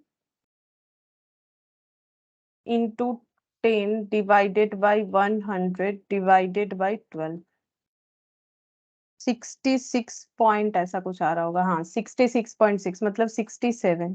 तो ये हो गया 534। ठीक है, 534 तो सही हुआ होगा ये, 534। ठीक है, अब हम लोग करेंट अकाउंट में लिख लेते हैं इंटरेस्ट ऑन ड्राइंग्स। तो यहाँ पर सी का नहीं आएगा क्योंकि सी ने कोई ड्राइंग्स नहीं किया है एडमिशन लेने के बाद। ठीक है, तो ए का ड्राइंग्स का इंटरेस्ट हो गया 533 और बी का 534, मतलब लगभग सेम ही है, और 534, और सी का यहाँ पर हो जाएगा ब्लैंक। अच्छा, यहाँ पर ड्राइंग्स हुआ है तो ड्राइंग्स लिखना पड़ेगा, 2 ड्राइंग्स बोल के, 2 कैश ड्राइंग्स बोल के लिख सकते हो। ठीक है, 2 कैश ड्राइंग्स बोल के लिख सकते हो।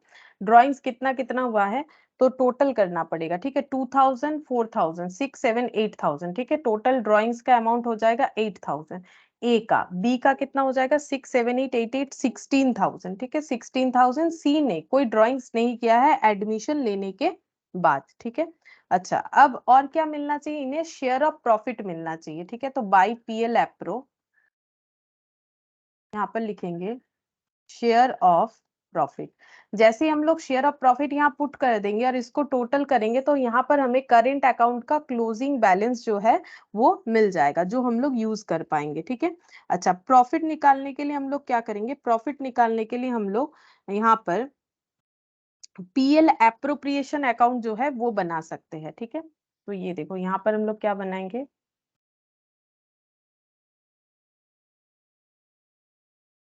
पीएल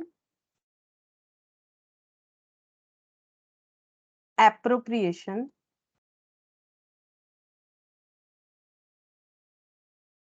नहीं एक्चुअली हम लोग एक काम करते हैं, हम लोग एक करेंट अकाउंट बनाते हैं। जैसे हम लोग कैपिटल अकाउंट बना के प्रॉफिट निकाल रहे थे ना, बात समझो, जैसे हम लोग कैपिटल अकाउंट निकाल के प्रॉफिट, कैपिटल अकाउंट बना के प्रॉफिट निकाल रहे थे, क्योंकि अभी प्रॉफिट हमारा करेंट अकाउंट में शो होगा, तो हम लोग करेंट अकाउंट बना के जो है प्रॉफिट निकाल सकते हैं। ठीक है, तो करेंट अकाउंट बना के हमारा फायदा क्या होगा? करेंट अकाउंट का हमें क्लोजिंग बैलेंस पता है। ये देखो, करेंट अकाउंट का क्लोजिंग बैलेंस कितना है? 1,72,500। ठीक है, और करेंट अकाउंट का ओपनिंग बैलेंस हमें पता है। करेंट अकाउंट का ओपनिंग बैलेंस जो है वो कुछ इतना है, ये वाला 2000 और 5000, 5000 क्रेडिट और 2000 डेबिट, मतलब 3000, और ये दोनों का बैलेंस जो है हमारा नेट प्रॉफिट आएगा। लेकिन करेंट अकाउंट में बाकी और भी चीजों का इंपैक्ट आएगा जो कि कैपिटल अकाउंट में नहीं आता है नॉर्मली, ठीक है। तो देखो कैसे बनेगा, करेंट अकाउंट बना लेते हैं तो और भी अच्छे से समझ में आएगा। तो ये देखो हम बनाते हैं करेंट अकाउंट, जैसे कैपिटल होता है, कंबाइंड करेंट अकाउंट बनाएंगे, ठीक है। जैसे ये वाला भी करेंट अकाउंट है लेकिन ये इंडिविजुअल करेंट अकाउंट है। ये कौन सा करेंट अकाउंट बना रहे हैं, कंबाइंड, ताकि हमें प्रॉफिट पता चल जाए। तो यहाँ पर लिखेंगे बाई बैलेंस बीडी, और ये कितना होगा, ये 3000 होगा। क्यों 3000 होगा, तुम लोग यहाँ से भी देख सकते हो। ये देखो ओपनिंग करेंट अकाउंट का बैलेंस कितना था, ए और बी का मिला के 5000 डेबिट 2000 क्रेडिट, यानी 3000 क्रेडिट आया, नेट करके 3000 क्रेडिट आया। तो हम यहाँ पर लिखते हैं 5000 माइनस यहाँ पर 2000, यानी 3000 क्रेडिट हो गया। और क्लोजिंग वाला क्या लिखेंगे, टू बैलेंस सीडी। क्लोजिंग वाला कितना है वो तो मैंने कैलकुलेट कर रखा है बट लिख नहीं पा रहे क्योंकि हमें इंडिविजुअली लिखना है, 1,72,500, ठीक है। यहाँ पर लिखेंगे 1,72,500, ठीक है। अच्छा, करेंट अकाउंट में क्या क्या चार्ज होता है वो अभी हम लोगों ने देखा। करेंट अकाउंट में हमारा जाता है ये वाला, क्या बोलते हैं इसे, जो है सैलरी। तो सैलरी को हम लोग यहाँ पर दिखाएंगे, ठीक है। तो यहाँ पर लिखेंगे बाई सैलरी, ठीक है। सैलरी क्या इंडिविजुअल दिखाएंगे, नहीं टोटल दिखाएंगे, ठीक है, क्योंकि कंबाइन बना रहे। तो टोटल सैलरी कितना गया, 24 24 18, तो 24 24 और 18 कितना हो जाएगा। तो करेंट अकाउंट 66,000, सैलरी मिलने के बाद तीनों पार्टनर का मिला के करेंट अकाउंट में सैलरी जाएगा हम लोग का 66,000, ठीक है।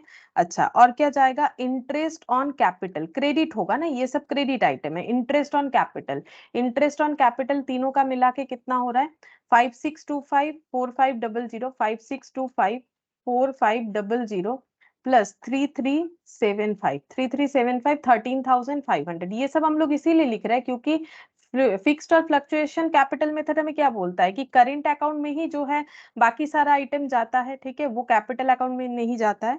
अच्छा, यहाँ पर आ जाएगा टू इंटरेस्ट ऑन ड्रॉइंग्स, मतलब एक ही चीज हो रहा है, जो अभी हम लोग यहाँ पर बनाए हैं ना, यही वाला यहाँ पर बन रहा है, लेकिन इंडिविजुअली नहीं बना के कंबाइंडली, ताकि कंबाइंड प्रॉफिट पता चल जाएगा, फिर हम लोग प्रॉफिट शेयरिंग रेशियो में डिस्ट्रीब्यूट कर देंगे। तो टू इंटरेस्ट ऑन ड्रॉइंग्स और to drawings, interest on drawings हो गया तीनों का, दोनों का मिला के 533 और 5, मतलब ये हो जाएगा 437,336, मतलब 1064, ठीक है। 1064 नहीं, 1067 हो जाएगा ये टोटल करने के बाद। और ड्रॉइंग्स का टोटल हो जाएगा 8,000 और 16,000, 24,000, ठीक है, 24,000। अच्छा, और क्या है, और तो कुछ नहीं है। अब हमारा जिधर बैलेंस आएगा वो हमारा प्रॉफिट ही होगा, ठीक है, जो बैलेंस आएगा वो प्रॉफिट ही होगा। ये और ये अलग नहीं है, बस कंबाइंड प्रॉफिट चाहिए ताकि हम लोग उसे इंडिविजुअली दिखा सके। तो हो गया। तो यहाँ पर देखते हैं 3,000 था करेंट अकाउंट में बैलेंस, 66,000 जो है ये सारे पार्टनर का, पूरे बिजनेस में दो पार्टनर का मिला के ये था। फिर उसके बाद सबको सैलरी मिला 66,000 और इंटरेस्ट ऑन कैपिटल मिला 13,500, ठीक है। तो ये हो गया 80 to 500, तो इधर कम आ रहा है, ये 80 to 500 आ रहा है, ये याद रखते हैं 80 to 500। और यहाँ पर 1067 और 24,000 और प्लस 1,72,500, तो ये टोटल हो गया 197,567 माइनस 82,500।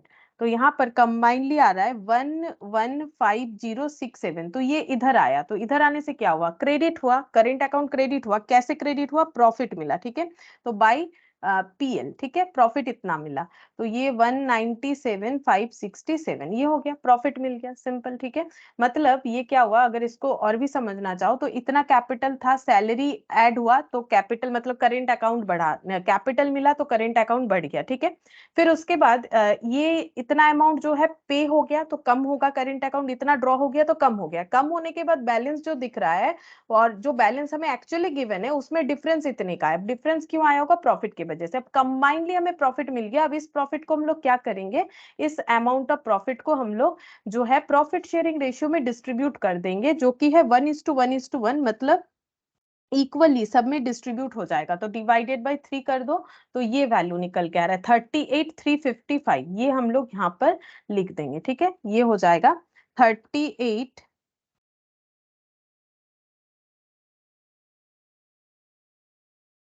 एक सेकेंड, एक सेकेंड, हम लोग का प्रॉफिट निकल के आया 1,15,067। हाँ, 1,15,067।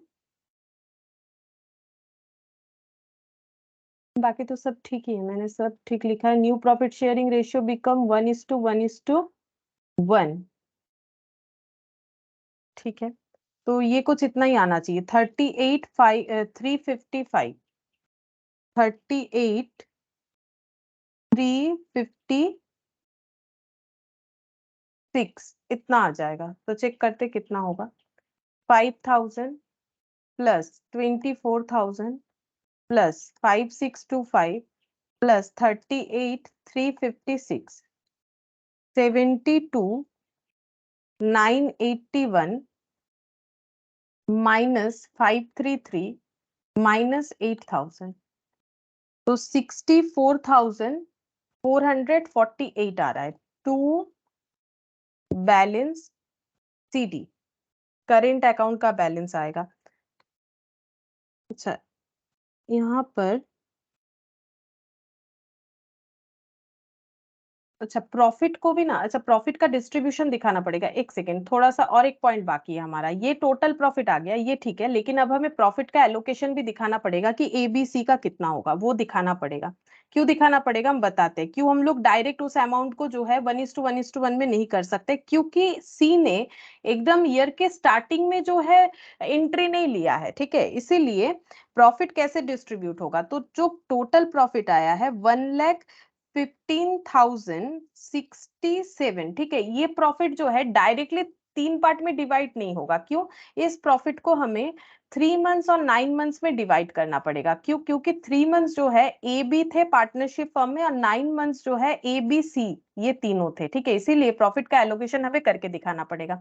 तो जब सिर्फ ए और बी थे तब इनका रेशियो जो था इस हिसाब से इनको प्रॉफिट मिलेगा।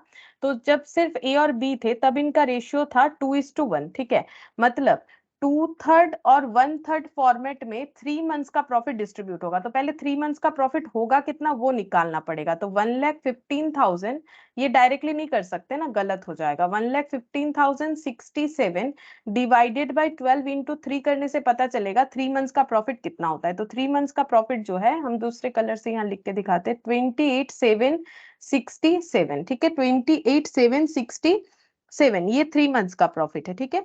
और बाकी अमाउंट माइनस कर देते 1,15,067, तो बाकी प्रॉफिट है हम लोग का 86, 9 मंथ्स का 86,300, ये 9 मंथ्स का प्रॉफिट है। तो ये प्रॉफिट ए और बी में डिस्ट्रीब्यूट होगा।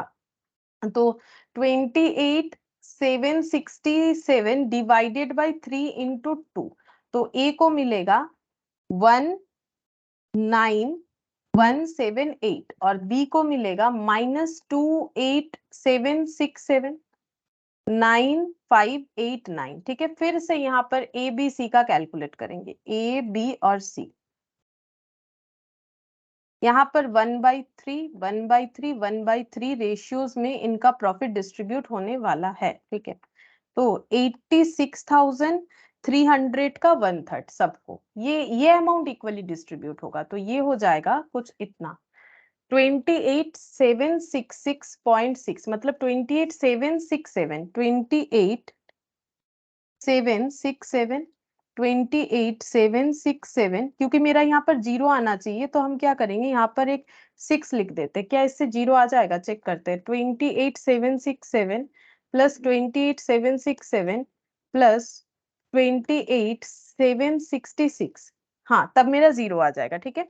तो ए का टोटल कितना हो जाएगा, ए का टोटल दोनों का कंबाइन करके यहाँ पर ए का टोटल, बी का टोटल और सी का तो यही रहेगा 28,767। ए का हो जाएगा this one plus this one, ठीक है।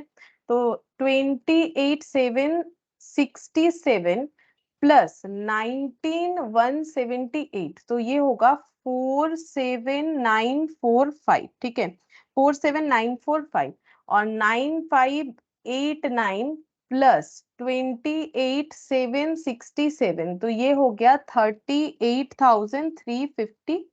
ठीक है, तो हम वहां डायरेक्ट डिस्ट्रीब्यूट कर रहे थे, क्यों नहीं होगा, क्योंकि सी अगर स्टार्टिंग में होता तब क्वेश्चन आसान हो जाता, तब तो मतलब ईयर के स्टार्टिंग में सी ने एडमिशन लिया, 1:1:1 में प्रॉफिट डिस्ट्रीब्यूट हो जाएगा। बट प्रॉब्लम ये है कि ईयर के स्टार्टिंग में नहीं लिया, तो यहाँ भी एक पॉइंट था जो हमें डील करना है।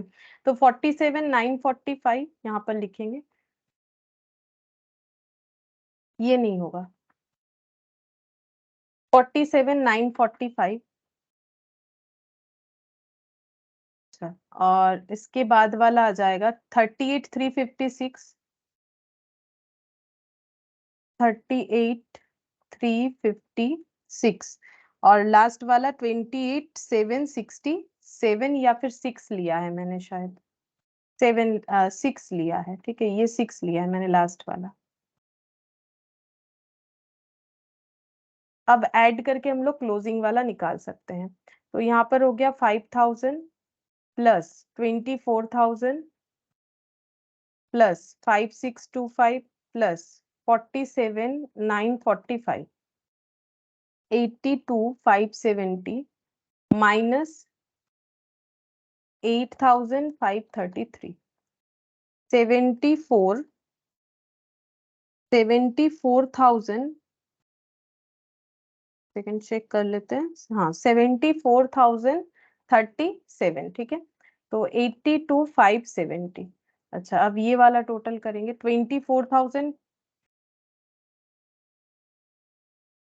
4,500, 38,356, 66,856,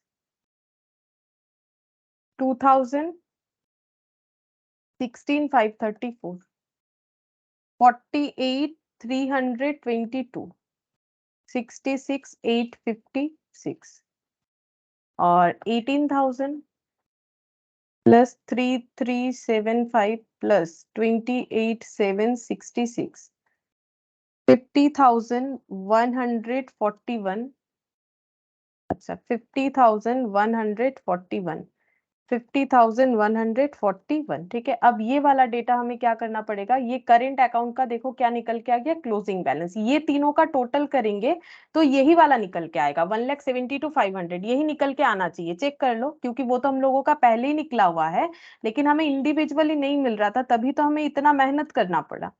74,037, 1 रुपया का इधर उधर हो सकता है, 1,72,500। चेक करते नहीं, ठीक हुआ है, मैंने ऐसा डिजिट जो है मतलब जो राउंड अप किया है वो सही सही किया है, इसीलिए 1,72,500 आया, नहीं तो हो सकता है 499 आ जाए या 501 आ जाए। चलो, एकदम सही सही आ गया है। अब हम लोग यहाँ पर डेटा पुट कर देंगे देख देख के। तो 74,37, 48,322, 74,37, 48,322 और ये लास्ट वाला आया 50,000, कुछ ऐसा 50,141,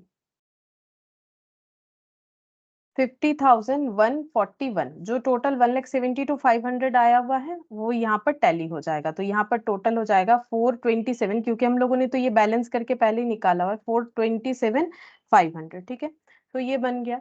अच्छा, और कुछ प्रिपेयर करने के लिए हमें बोला गया था, चेक करते हैं, हमें जो भी प्रिपेयर करने के लिए बोला गया था वो हम लोगों ने कर लिया है या नहीं। हमें बोला था एक करेंट अकाउंट ऑफ पार्टनर्स बनाने के लिए, जो कि ये वाला है, ये बता देते हैं। ये देखो, करेंट अकाउंट ऑफ पार्टनर, ये हमारा ना सोल्यूशन का पार्ट होगा।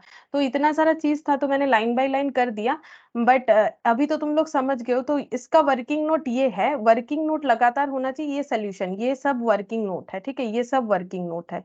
अच्छा, और हमें बनाने के लिए बोला है स्टेटमेंट ऑफ अफेयर्स और current account of partners and statement of affairs. तो स्टेटमेंट ऑफ अफेयर्स मतलब हम लोगों का ये वाला जो हम लोगों ने स्टार्टिंग में बनाया। ठीक है, और हमें प्रिपेयर करके दिखाने के लिए बोला है स्टेटमेंट ऑफ प्रॉफिट, जो कि कंबाइन करेंट अकाउंट से बनेगा। ठीक है, ये वाला, ये भी हमारा सोल्यूशन का पार्ट हो गया। ये हमारा क्या है, स्टेटमेंट ऑफ प्रॉफिट। ठीक है, हम लोगों ने स्टेटमेंट फॉर्मेट पे नहीं बना के क्या किया है, करेंट अकाउंट बनाया है। ठीक है, अगर स्टेटमेंट फॉर्मेट पे बनाओगे तो वो कैसा होगा, कुछ नहीं, तुम लोग को लिखना पड़ेगा पहले ऐसे कि closing balance of current account this one, फिर उसमें लेस करोगे सैलरी, ठीक है, फिर सैलरी 66,000 लेस करोगे, फिर उसमें लेस करोगे इंटरेस्ट ऑन कैपिटल, फिर उसमें मतलब ये स्टेटमेंट फॉर्मेट में, अगर स्टेटमेंट फॉर्मेट में बनाने का जरूरी मुझे नहीं लगता है कि हमें अकाउंटिंग फॉर्मेट आना चाहिए, क्योंकि हम लोग अकाउंट्स कर रहे हैं, तो मुझे लगता है कि हमें अकाउंटिंग फॉर्मेट ही फॉलो करना चाहिए। फिर भी क्वेश्चन में अगर हमें स्पेसिफिकली जैसे कि बता रहा है कि स्टेटमेंट फॉर्मेट में बनाओ, तो स्टेटमेंट फॉर्मेट भी बना सकते हो। कैसे होगा?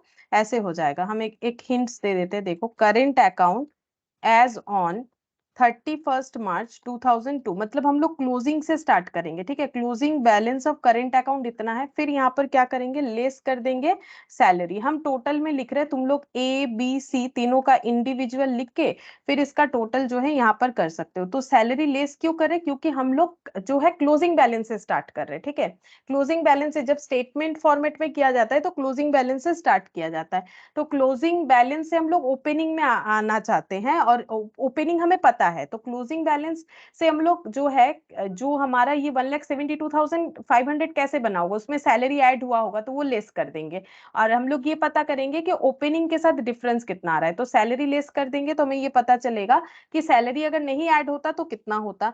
और क्या लेस करेंगे? Interest on capital. तो सिमिलरली हम लोग का यहाँ पर ABC पता है हम लोग का कितना कितना है, ये तुम लोग लिख लोगे। लिखने के बाद यहाँ पर टोटल जो है 13,500 को लेस कर दोगे, फिर यहाँ पर ऐड करोगे ड्रॉइंग्स। क्यों?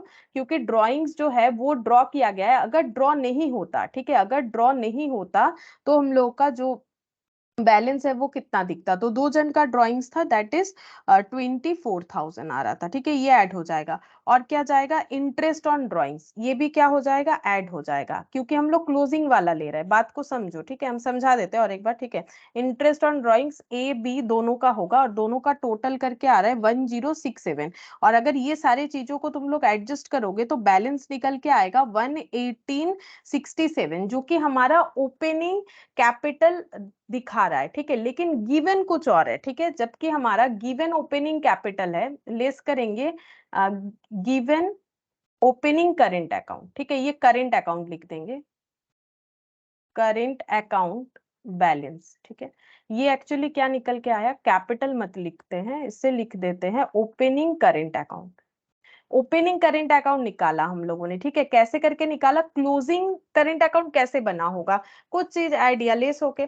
तो अगर मुझे क्लोजिंग से करंट ओपनिंग में पहुंचना है, तो जो भी ऐड होके इसका वैल्यू बढ़ा है उसे लेस करेंगे, और जो लेस हुआ था ड्राइंग्स के वजह से, लाइक इंटरेस्ट ऑन ड्राइंग्स की वजह से, वो ऐड करेंगे। इसका मतलब अगर salary, interest on capital, drawings, interest on drawings कुछ भी यहाँ पर एडजस्टमेंट नहीं होता तो ये करेंट अकाउंट इतना होता। बट हमें क्वेश्चन तो कुछ और बोल रहा है, क्वेश्चन तो हमें बोल रहा है कि ओपनिंग करेंट अकाउंट कितना है, 5,000 ए का क्रेडिट बैलेंस है और 2,000 सी का सॉरी बी का डेबिट बैलेंस है, ठीक है। तो इसका मतलब 3,000 है। तो जो डिफरेंस आ रहा है, डिफरेंस क्यों आ रहा है? Because of profit. तो नेट प्रॉफिट इसका अगर डिफरेंस चेक करोगे तो 1,15,067 आएगा, ठीक है। ये होता है स्टेटमेंट फॉर्मेट में करना, मुझे लगता है इससे ज्यादा आसान ये वाला है, ठीक है। फिर भी अगर क्वेश्चन में स्पेसिफिकली बोल दे कि स्टेटमेंट फॉर्मेट में ही बनाओ तो ये बना सकते हो, ठीक है। और बेटर, लेकिन अगर कुछ ना बोले तो हमेशा अकाउंट बना के ही करो। यहाँ पर हम लोगों ने करेंट अकाउंट इसीलिए बनाया क्योंकि फिक्स्ड कैपिटल मेथड, अगर नहीं होता तो कैपिटल अकाउंट से ही हमें मिल जाता। तो ये अकाउंट और ये अकाउंट अलग नहीं है, लेकिन हमें कंबाइंड करेंट अकाउंट बना के कंबाइंड वैल्यू को यूज करके कंबाइंड प्रॉफिट निकालना है। प्रॉफिट डायरेक्ट डिस्ट्रीब्यूट क्यों नहीं हुआ? क्योंकि सी का एडमिशन बीच में हुआ था, तो इस वजह से यहाँ पर थोड़ा एक कैलकुलेशन हमें करना पड़ा। और ये जो है अलग अलग करेंट अकाउंट हम लोगों ने इसीलिए बनाया क्योंकि बना के दिखाने के लिए बोला, और अगर नहीं बनाएंगे तो वैसे भी स्टेटमेंट ऑफ अफेयर्स भी हम लोग कंप्लीट नहीं कर पाते, ठीक है। तो ये काफी अच्छा क्वेश्चन है, ठीक है, बहुत ही इंपॉर्टेंट क्वेश्चन है हम बोल सकते हैं। अगर थोड़ा लेवल अप क्वेश्चन हो तो इस तरह का क्वेश्चन आ सकता है, ठीक है। तो आज देखो हम लोगों ने 3 क्वेश्चंस किया है और स्टेटमेंट ऑफ अफेयर्स मेथड से किया है, 4 क्वेश्चन किया, इलस्ट्रेशन 1 2 3 4, ठीक है। और बाकी हम लोग नेक्स्ट क्लास में करेंगे, ठीक है। फिर आज के लिए इतना ही।